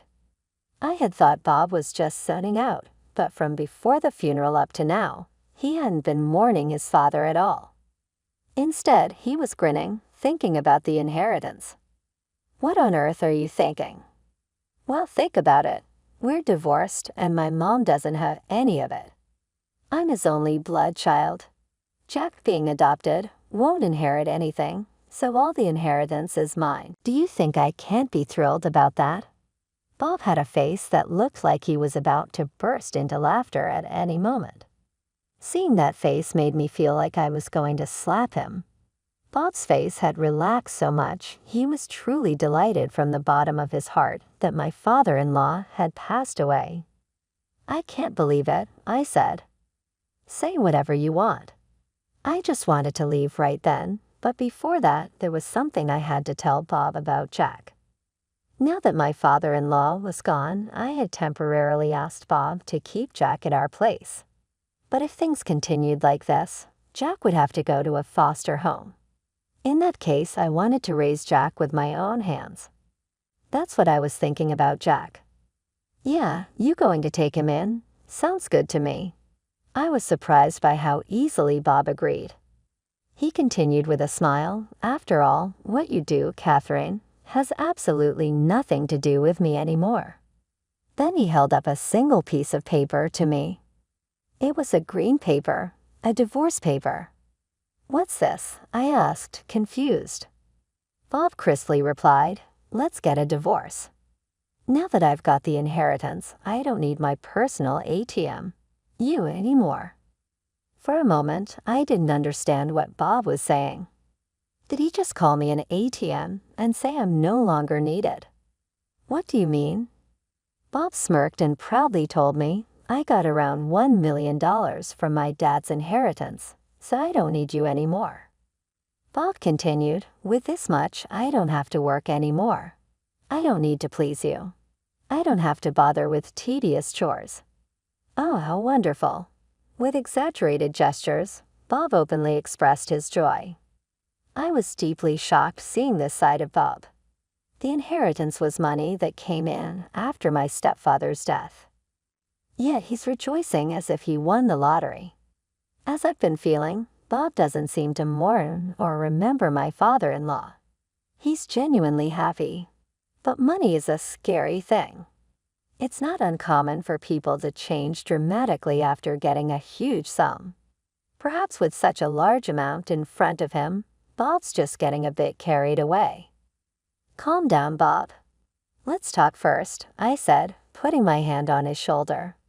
But Bob quickly shrugged it off and shouted at me with fury. Shut up, you boring woman. I married you because you were introduced by my father and you were a CEO, but I always felt suffocated with you. It's hard for me. Bob listed his grievances against me. I was so disappointed when I expected someone better from the arranged date my dad set up, but then got someone plain, like you. If that's the case, he could have just refused the match. I never forced him or passionately persuaded him to marry me. Being portrayed as the victim didn't sit right with me. So why did you marry me then?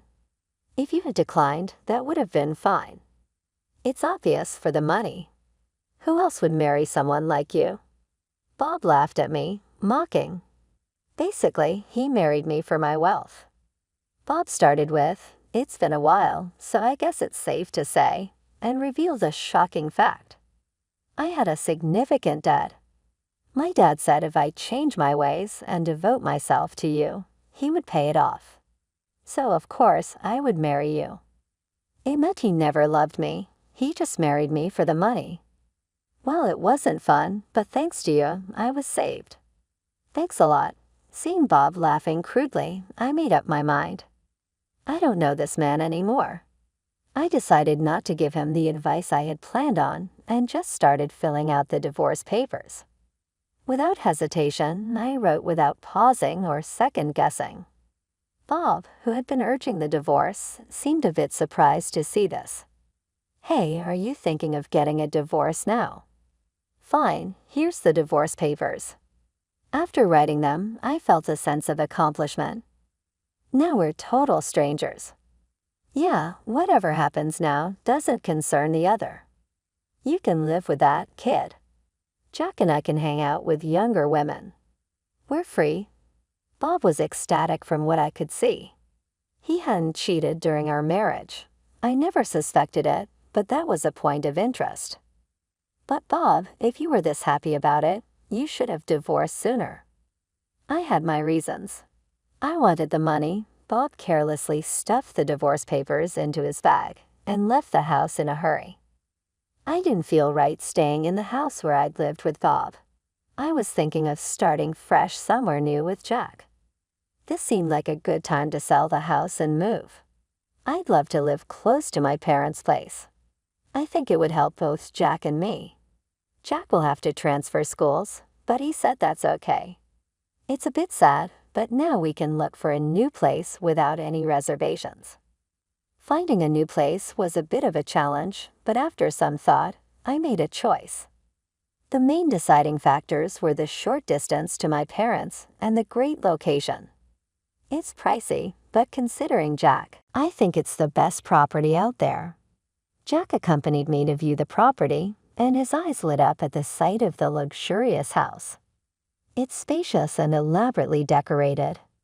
There's plenty of storage, which was a concern of mine, and surprisingly, it even came with a pool. Honestly, I didn't need a pool, but seeing Jack's excitement made it worth it. Wow, this is amazing. It would have been fine for me to live anywhere, but seeing him happy was what mattered most. And so we moved. It took a while for both Jack and me to adjust, but eventually our new house became a comforting place. Around that time, I got a call from Bob.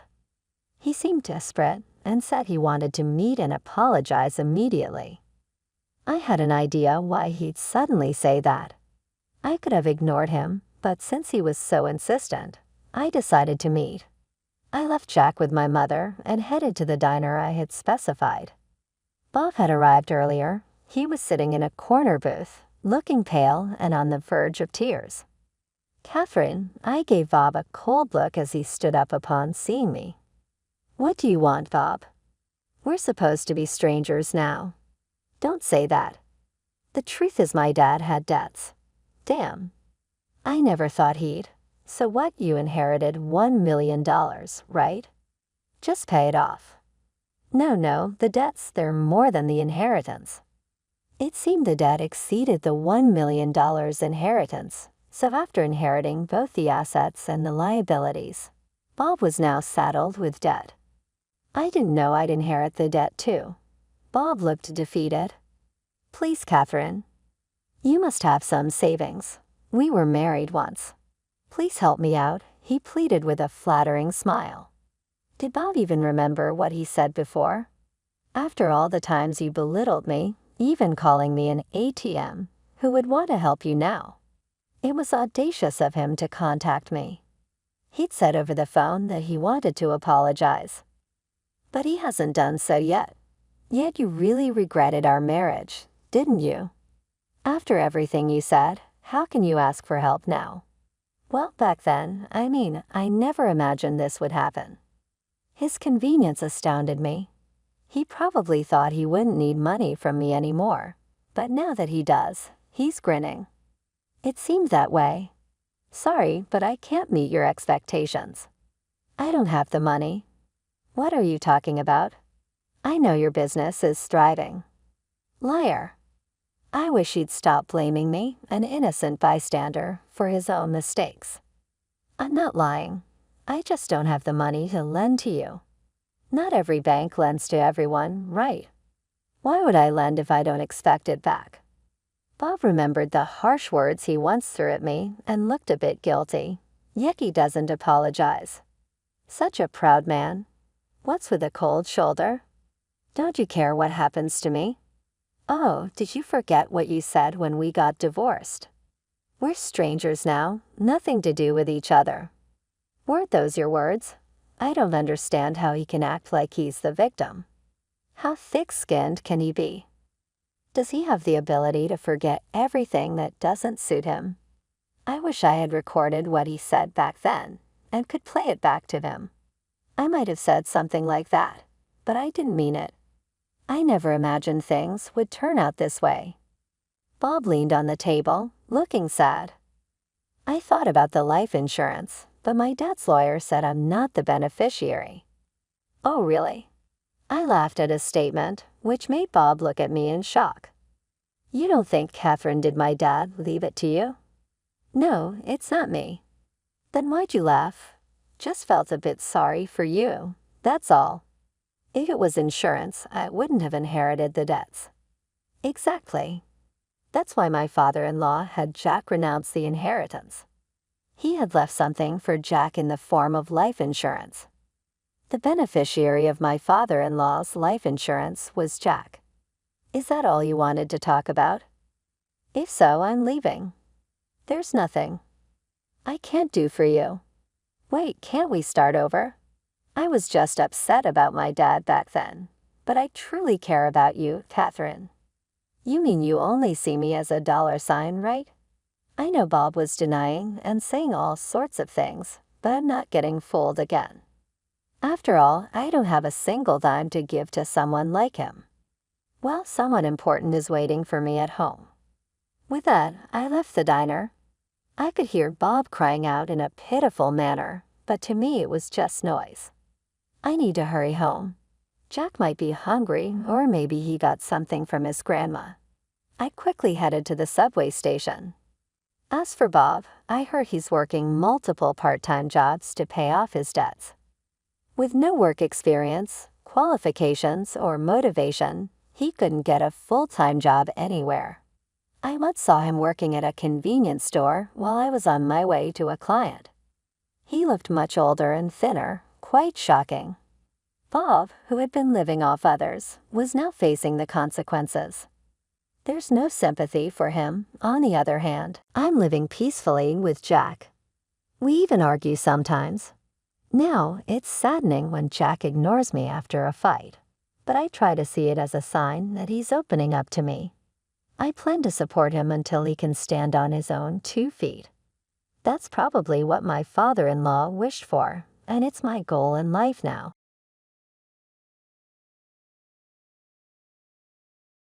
Ben and I started living together after getting engaged.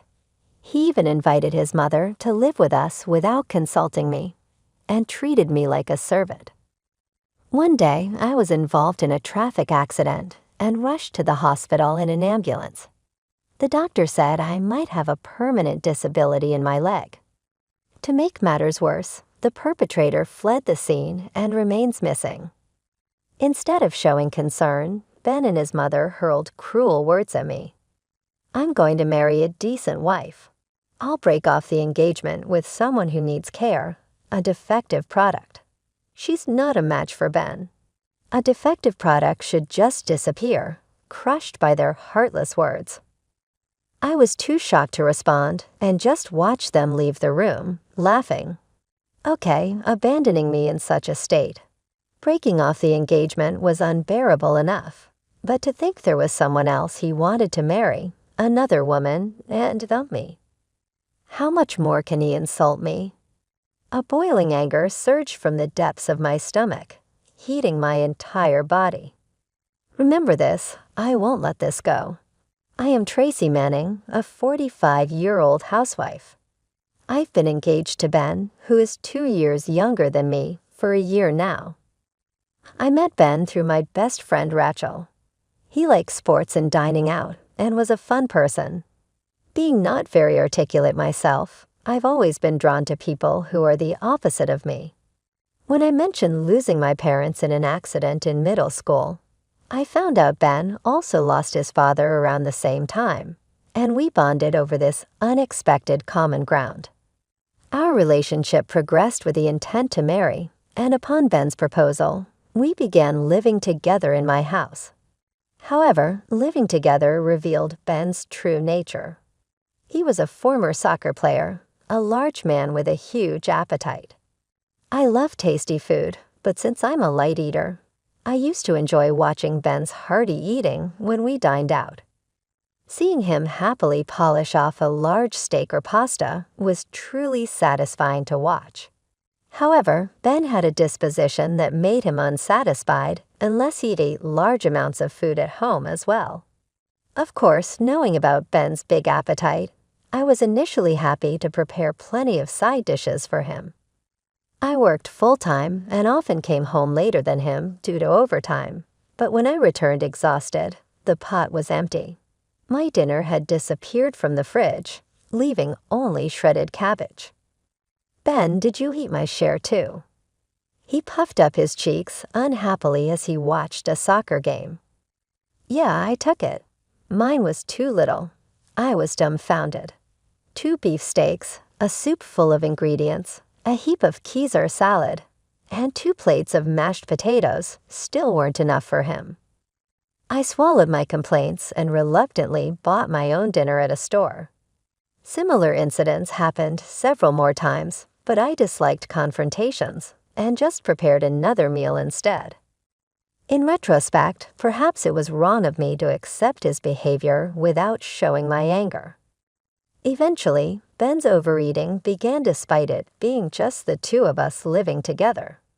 Even if I prepared meals enough for 4 or 5 people, by the time I got home, everything would be eaten.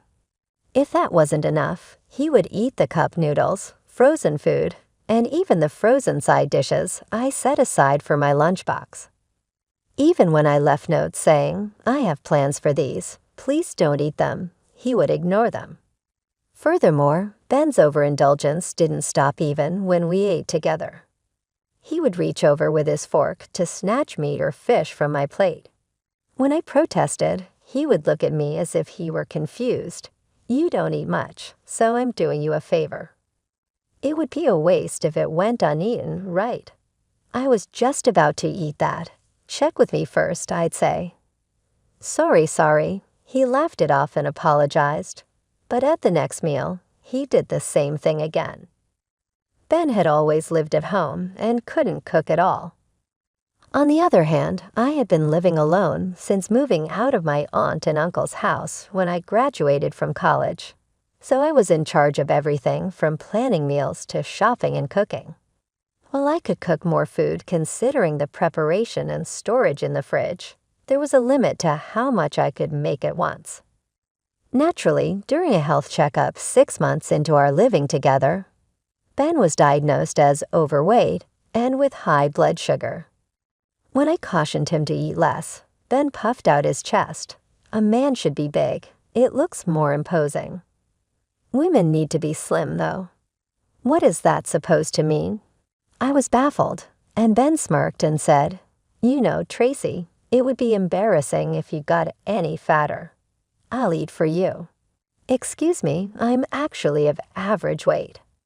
Before I could finish speaking, Ben reached over and scooped up a large portion of a limited edition pudding from a popular store, stuffing it into his mouth before I could stop him. "This pudding is really good. Buy some more, will you?" It's a hassle to queue up, so Tracy, please do it. Without showing any remorse, he left the table with a full smile. As I held back my irritation, his mother called, "Tracy, what time will you be coming home tomorrow?"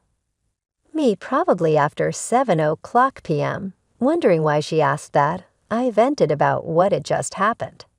Then his mother scolded me. "Ben happily eats your terrible cooking. How dare you complain?" But lately, he's been eating all the side dishes. He even rates the food I store at home. When I gently protested, she retorted fiercely, "Ben works hard, so let him eat plenty. You're barely working a decent job anyway," she yelled in a piercing voice and hung up the phone. I sighed and ended the call. As our cohabitation period extended, Ben's arrogance only grew worse. Initially, Ben helped with other household chores besides cooking, but after 6 months, he stopped doing them altogether. Ben, when I come home late, please bring in the laundry as we agreed before. I'd also like you to clean the bathroom. Ben, lounging on the sofa and fiddling with his phone, replied without looking up, I'm beat. When I get home from work, I'm hungry too. You should handle that stuff. I'm tired too. We decided this from the start. Ben frowned deeply, cutting off my words. Stop nagging. I work at a major company and earn more than you do. Besides, you're a woman, you should be able to juggle housework and your job. Everyone else does. Ben would ignore me for days if he got upset. It was always me who had to apologize to end the fights. If I was already feeling uncertain about living with Ben, and another troubling issue arose unexpectedly, my mother-in-law moved in without warning. I'm home, what? I was speechless when I entered the living room. Large boxes were piled up in the corner. On the sofa, my mother-in-law sat beside Ben, watching TV and laughing carelessly. My mother-in-law had occasionally popped by before. She came to see Ben, not me. It was unusual to see her car in the parking lot on a weekday. But what was this about? Oh, Tracy, welcome home. Please make dinner quickly. I'm hungry.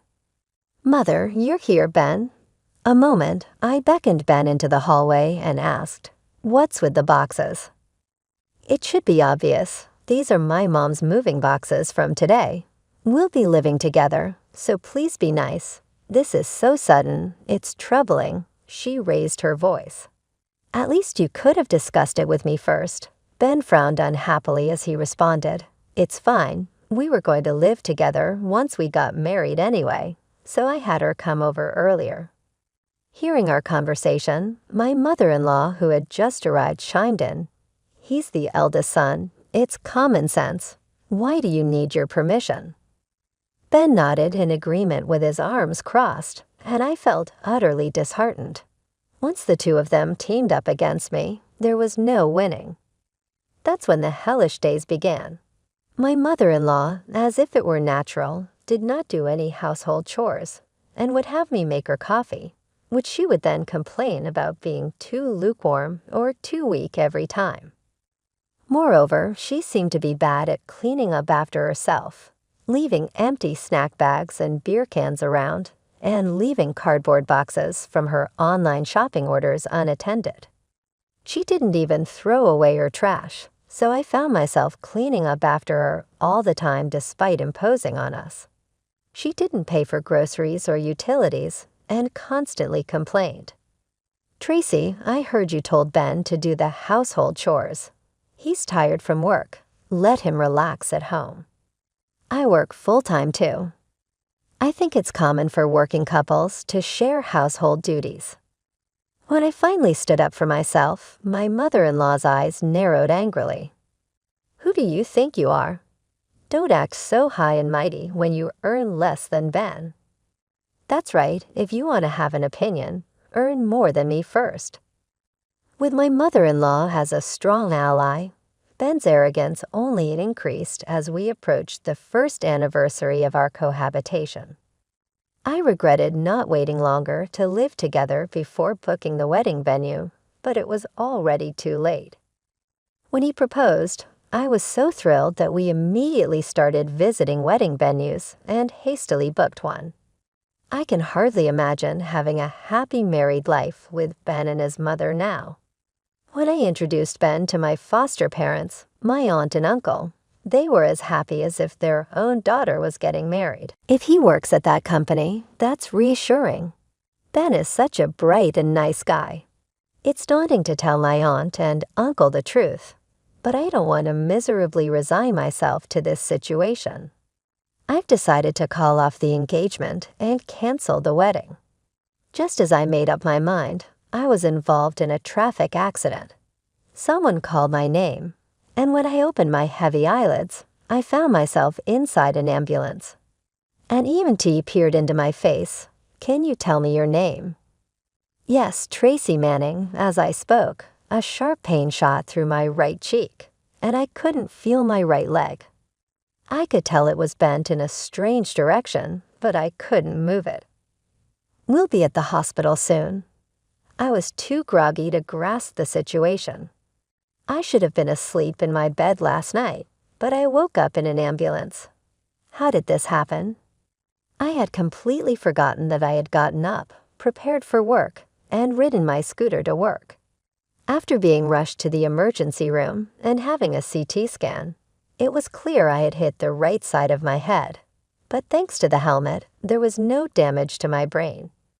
The doctor said my memory confusion should resolve over time. The damage to my leg, however, was severe, with a fracture that would heal in about 2 months, but serious ligament damage. After the surgery on my leg, and once the anesthesia wore off, the doctor came to explain the situation. "Full recovery of your right leg will be difficult," the doctor spoke solemnly. "It is likely that walking on your own will be difficult in the future." As the doctor spoke, everything around me seemed to darken. "Will I be disabled?" I asked in a trembling voice. "Yes, you will likely need to use a wheelchair." Suddenly, the world seemed to lose its color.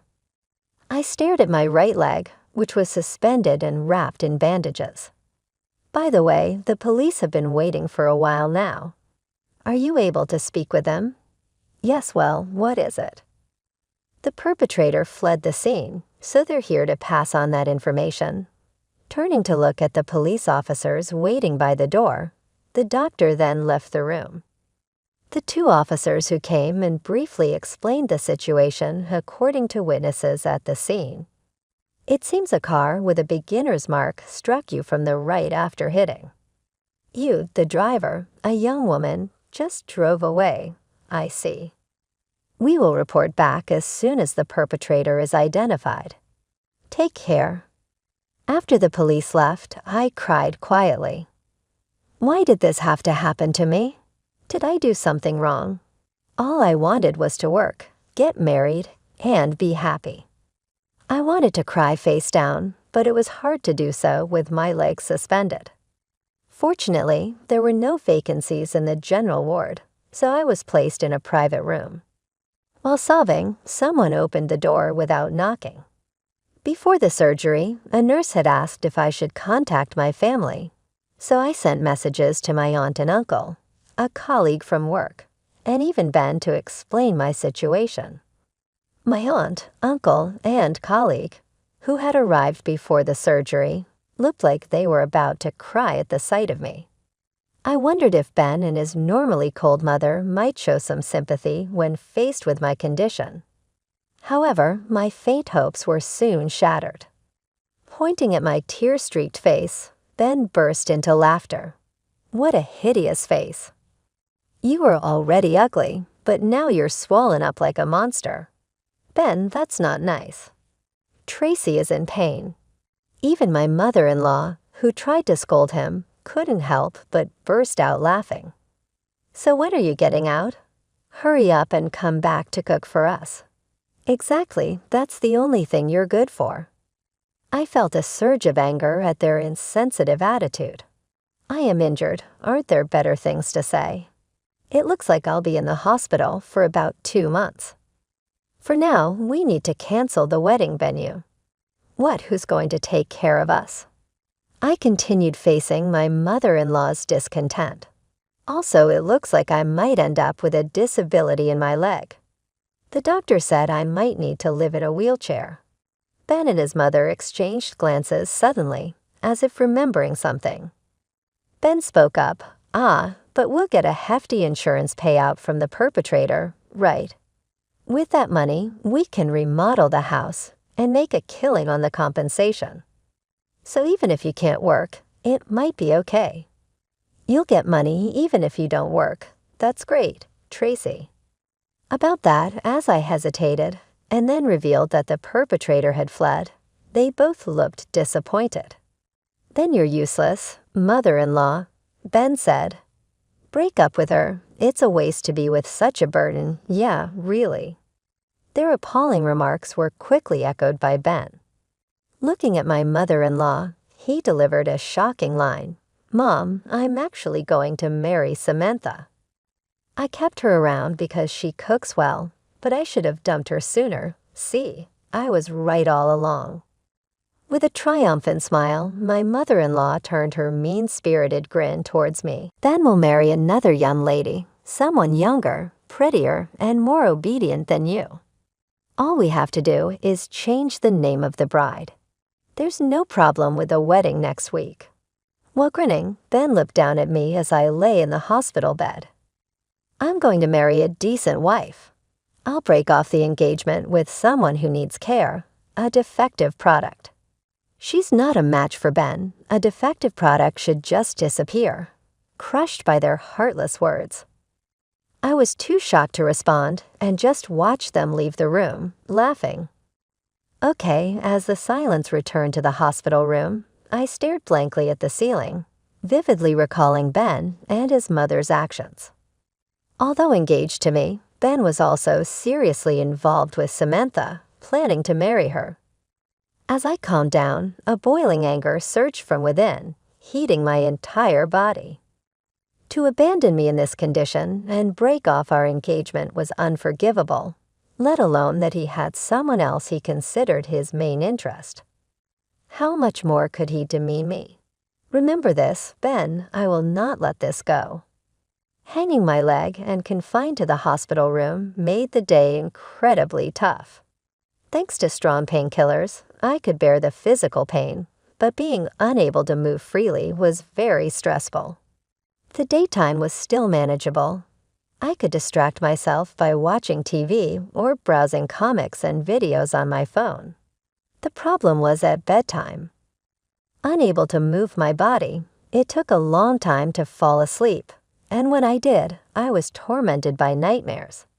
In the darkness, I tried to run from a ghost, but couldn't move my legs, so I'd crawl away using my arms. Soon, the ghost would catch up and almost attack me before I would wake up, startled, my heart racing, and drenched in sweat. Breathing heavily, I would realize it was just a dream.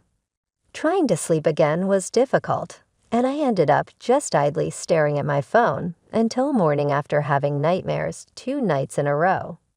I talked to a nurse who gave me sleeping pills. Many patients apparently struggle with insomnia due to discomfort and the unfamiliar environment.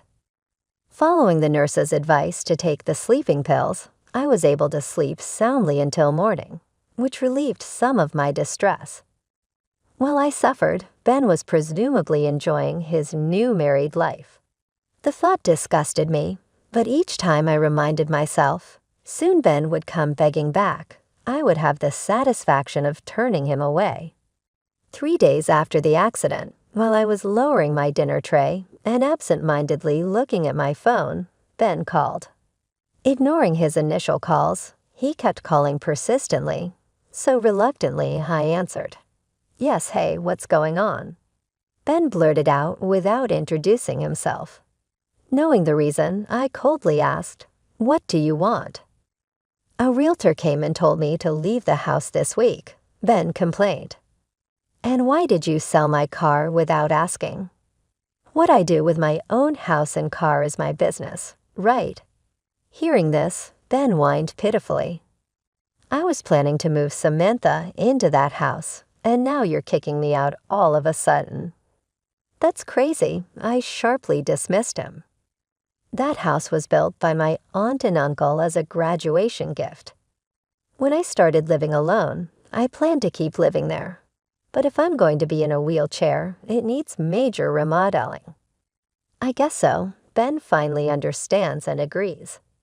"Just because the house is too big, I thought about putting it up for sale and moving to a single-story house." "That's fine, but why are you kicking us out?" Surprised by the question, I couldn't help but yell, "Because you're strangers." "Obviously, we're not strangers, we're ex-Biancas," Ben retorted. "Ah, you're hesitating to call Samantha because you think you'd be in the way." Ben starts talking nonsense. I don't mind at all.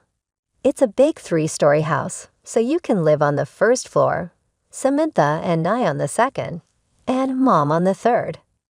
That's how we can divide it up, right? Overwhelmed by the absurdity, I pressed my temples and took a deep breath. After all, it was you who forcefully proceeded with the idea of living with your mother, wasn't it? Feeling my irritation swell, I tried to speak calmly. Even the car, if you barely use it, I'll use it instead. You said and took it for a spin on your own. Don't you think that's presumptuous? Then Ben suddenly fell silent. After a moment, he muttered softly, Mom thinks that she bought the car and the house. You should just tell her the truth. What's the point of putting on airs as a family? As I spoke with mixed astonishment, Ben was taken aback. However, being naturally persistent, he pressed on further. Hey, please spare me from selling it. Mom likes it here, and if we move, she wants a rental of the same level. It's impossible to find one in a few days.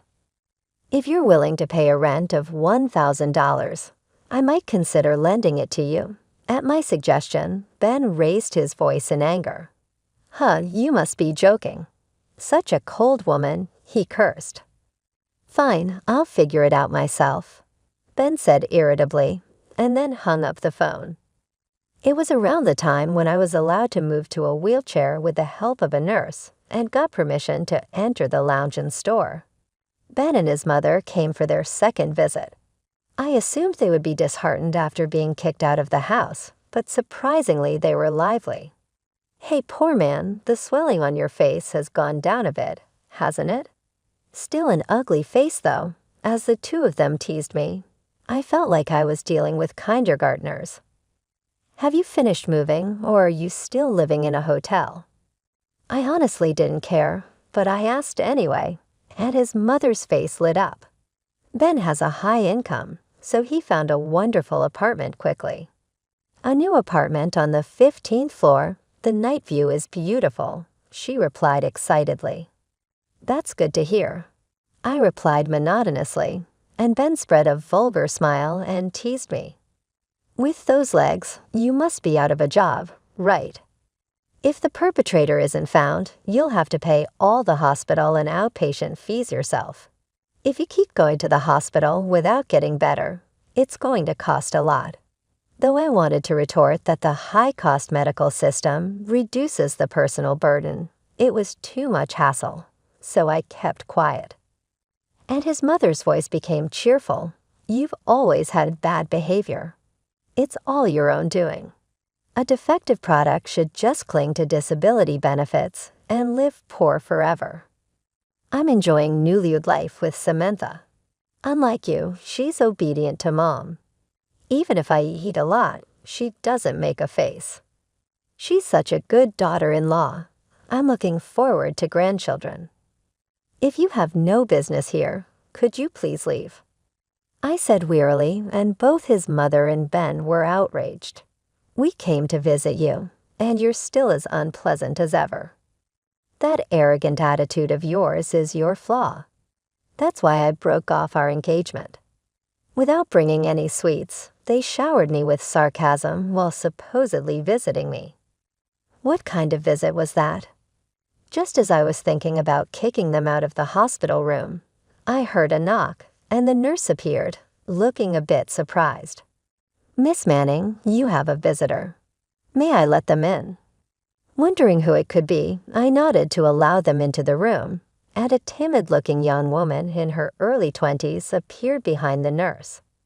Seeing me with my right leg fixed with a splint in bandages, and my face bearing scars on the right side, she immediately teared up. Oh, what have I done? As soon as she approached the bed, she broke down in tears. Ben and his mother looked at the woman with a puzzled expression. Excuse me, are you the person who was driving during the accident? I asked hesitantly, and the woman, while crying, nodded her head. Yes, I am the perpetrator. The woman stood up and introduced herself between sobs. When I caused the accident, my mind went blank, and I fled. But since then, I've hardly been able to eat or sleep. She spoke through her tears. My mother was very worried about me staying in my room without eating.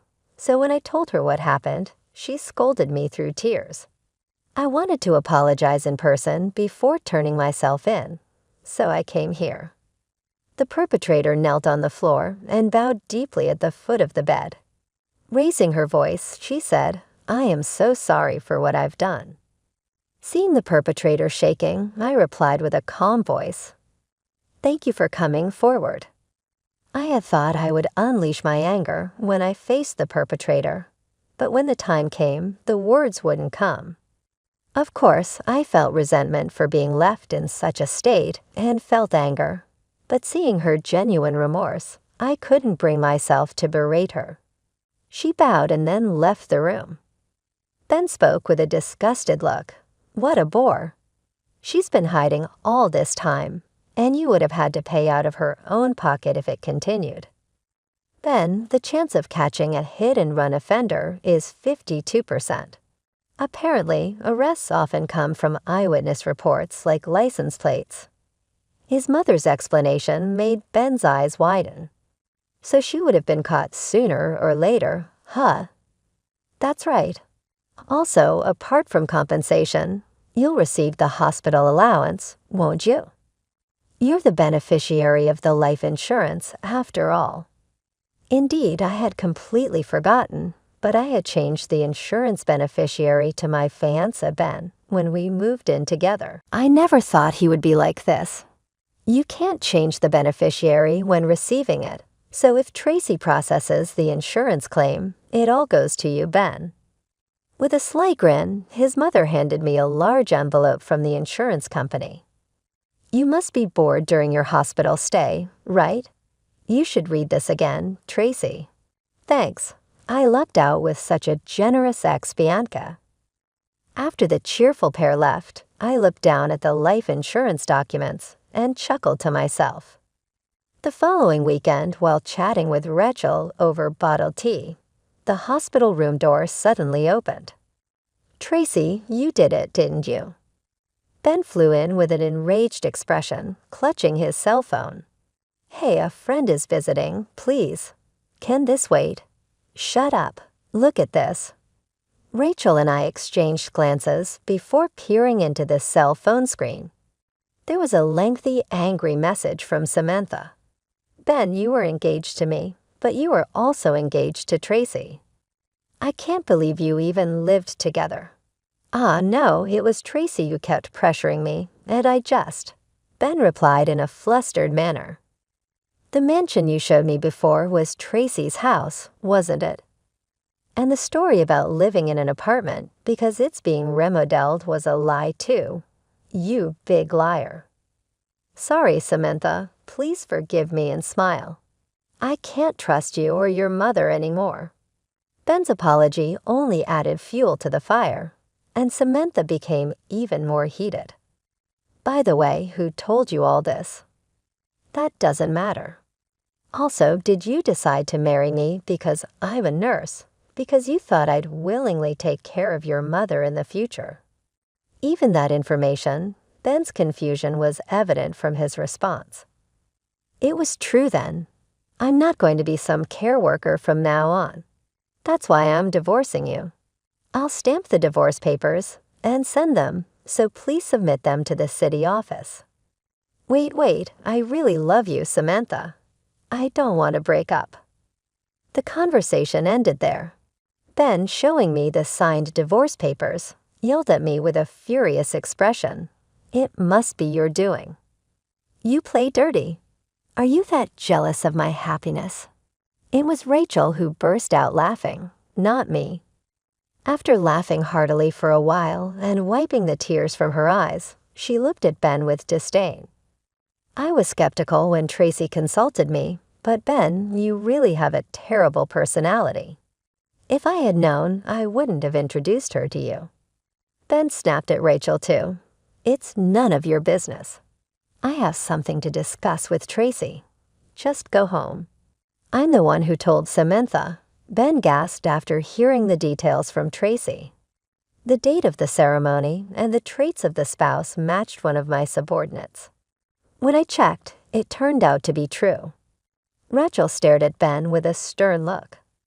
It's infuriating to see a valued subordinate made unhappy, so after consulting with Tracy, I revealed everything to her. Surprised by Ben's reaction, I spoke sharply. Samantha is the daughter of a friend of your mother, right? Hasn't she been swallowing all this consideration for her mother and your mother's relationship until now? It's good that she could make a decision quickly. Ben's face twisted in frustration. His neck turned red as he shouted angrily at me. Since when did you have the right to lecture me with your defects? You're just a social burden relying on disability benefits. Rachel blinked in surprise, shrugged, and looked at me curiously, not noticing. Ben's continuing insults. An elite like me got engaged to a plain woman whose only skill is cooking. You should be grateful for the happy times you spent with me. And yet after all the complaints, you ruined someone else's happiness. Want to get sued, huh? Rachel looked at me with a resigned expression. Ben, don't you know about Tracy's background? I mentioned that my family is involved in the medical field, but if I told the real story, it seemed like Ben and his mother would start asking for money. Ah, that makes sense. Both of you, stop your annoying chatter. As Ben was berating us, there was a knock, and the door to the hospital room opened.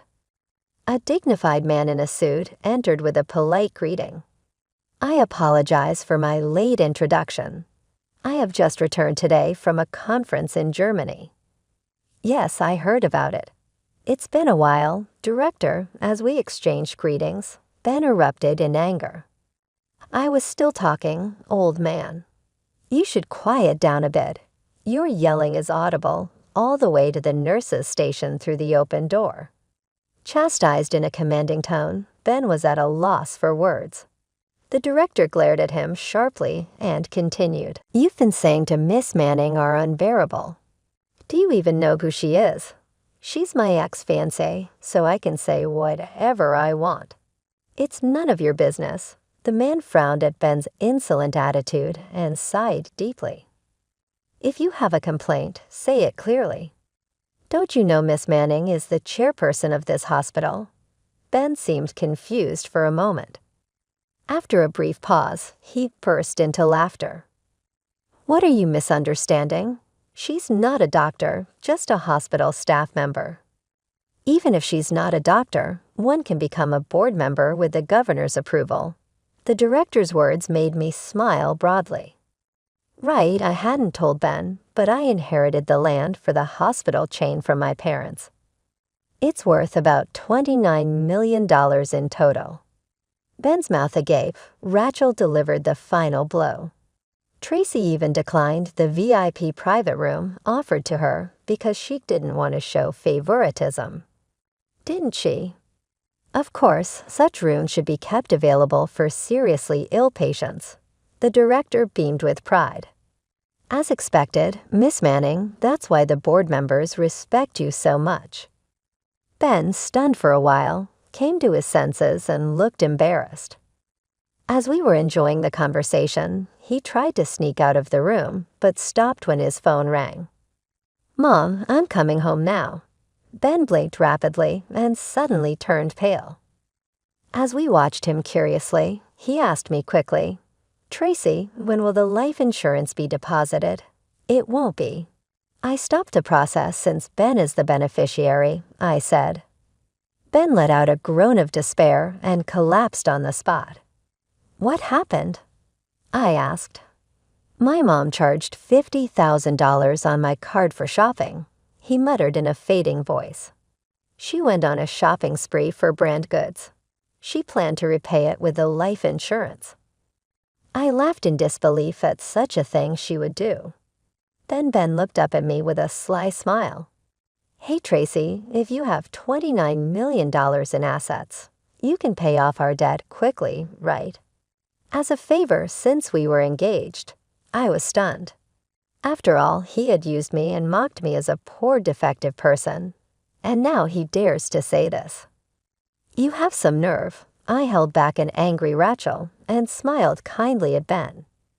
That's tough, but you're an elite employee, so you should be able to pay off that much debt quickly. Unlike me, a defective, you can work hard so you'll be fine. There's no need for me to help.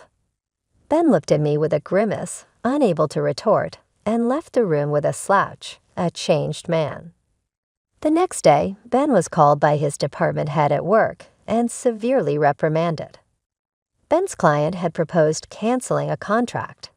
The client had visited the hospital to see a friend the previous day and overheard Ben's abusive rant towards me in the hallway.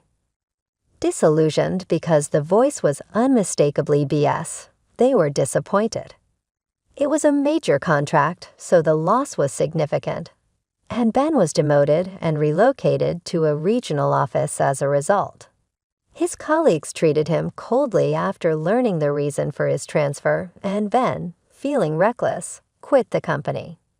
He now works multiple part-time jobs to pay off the enormous debt his mother created. His mother stayed after arguing with Ben over the debt. With Ben's salary reduced, they couldn't afford the condo's management fees and moved to a shabby apartment. Being poor at keeping things tidy, their room quickly turned into a garbage dump, making them the butt of neighborhood jokes. After driving out Ben and his mother, I had planned to sell the house and move to a single-story home.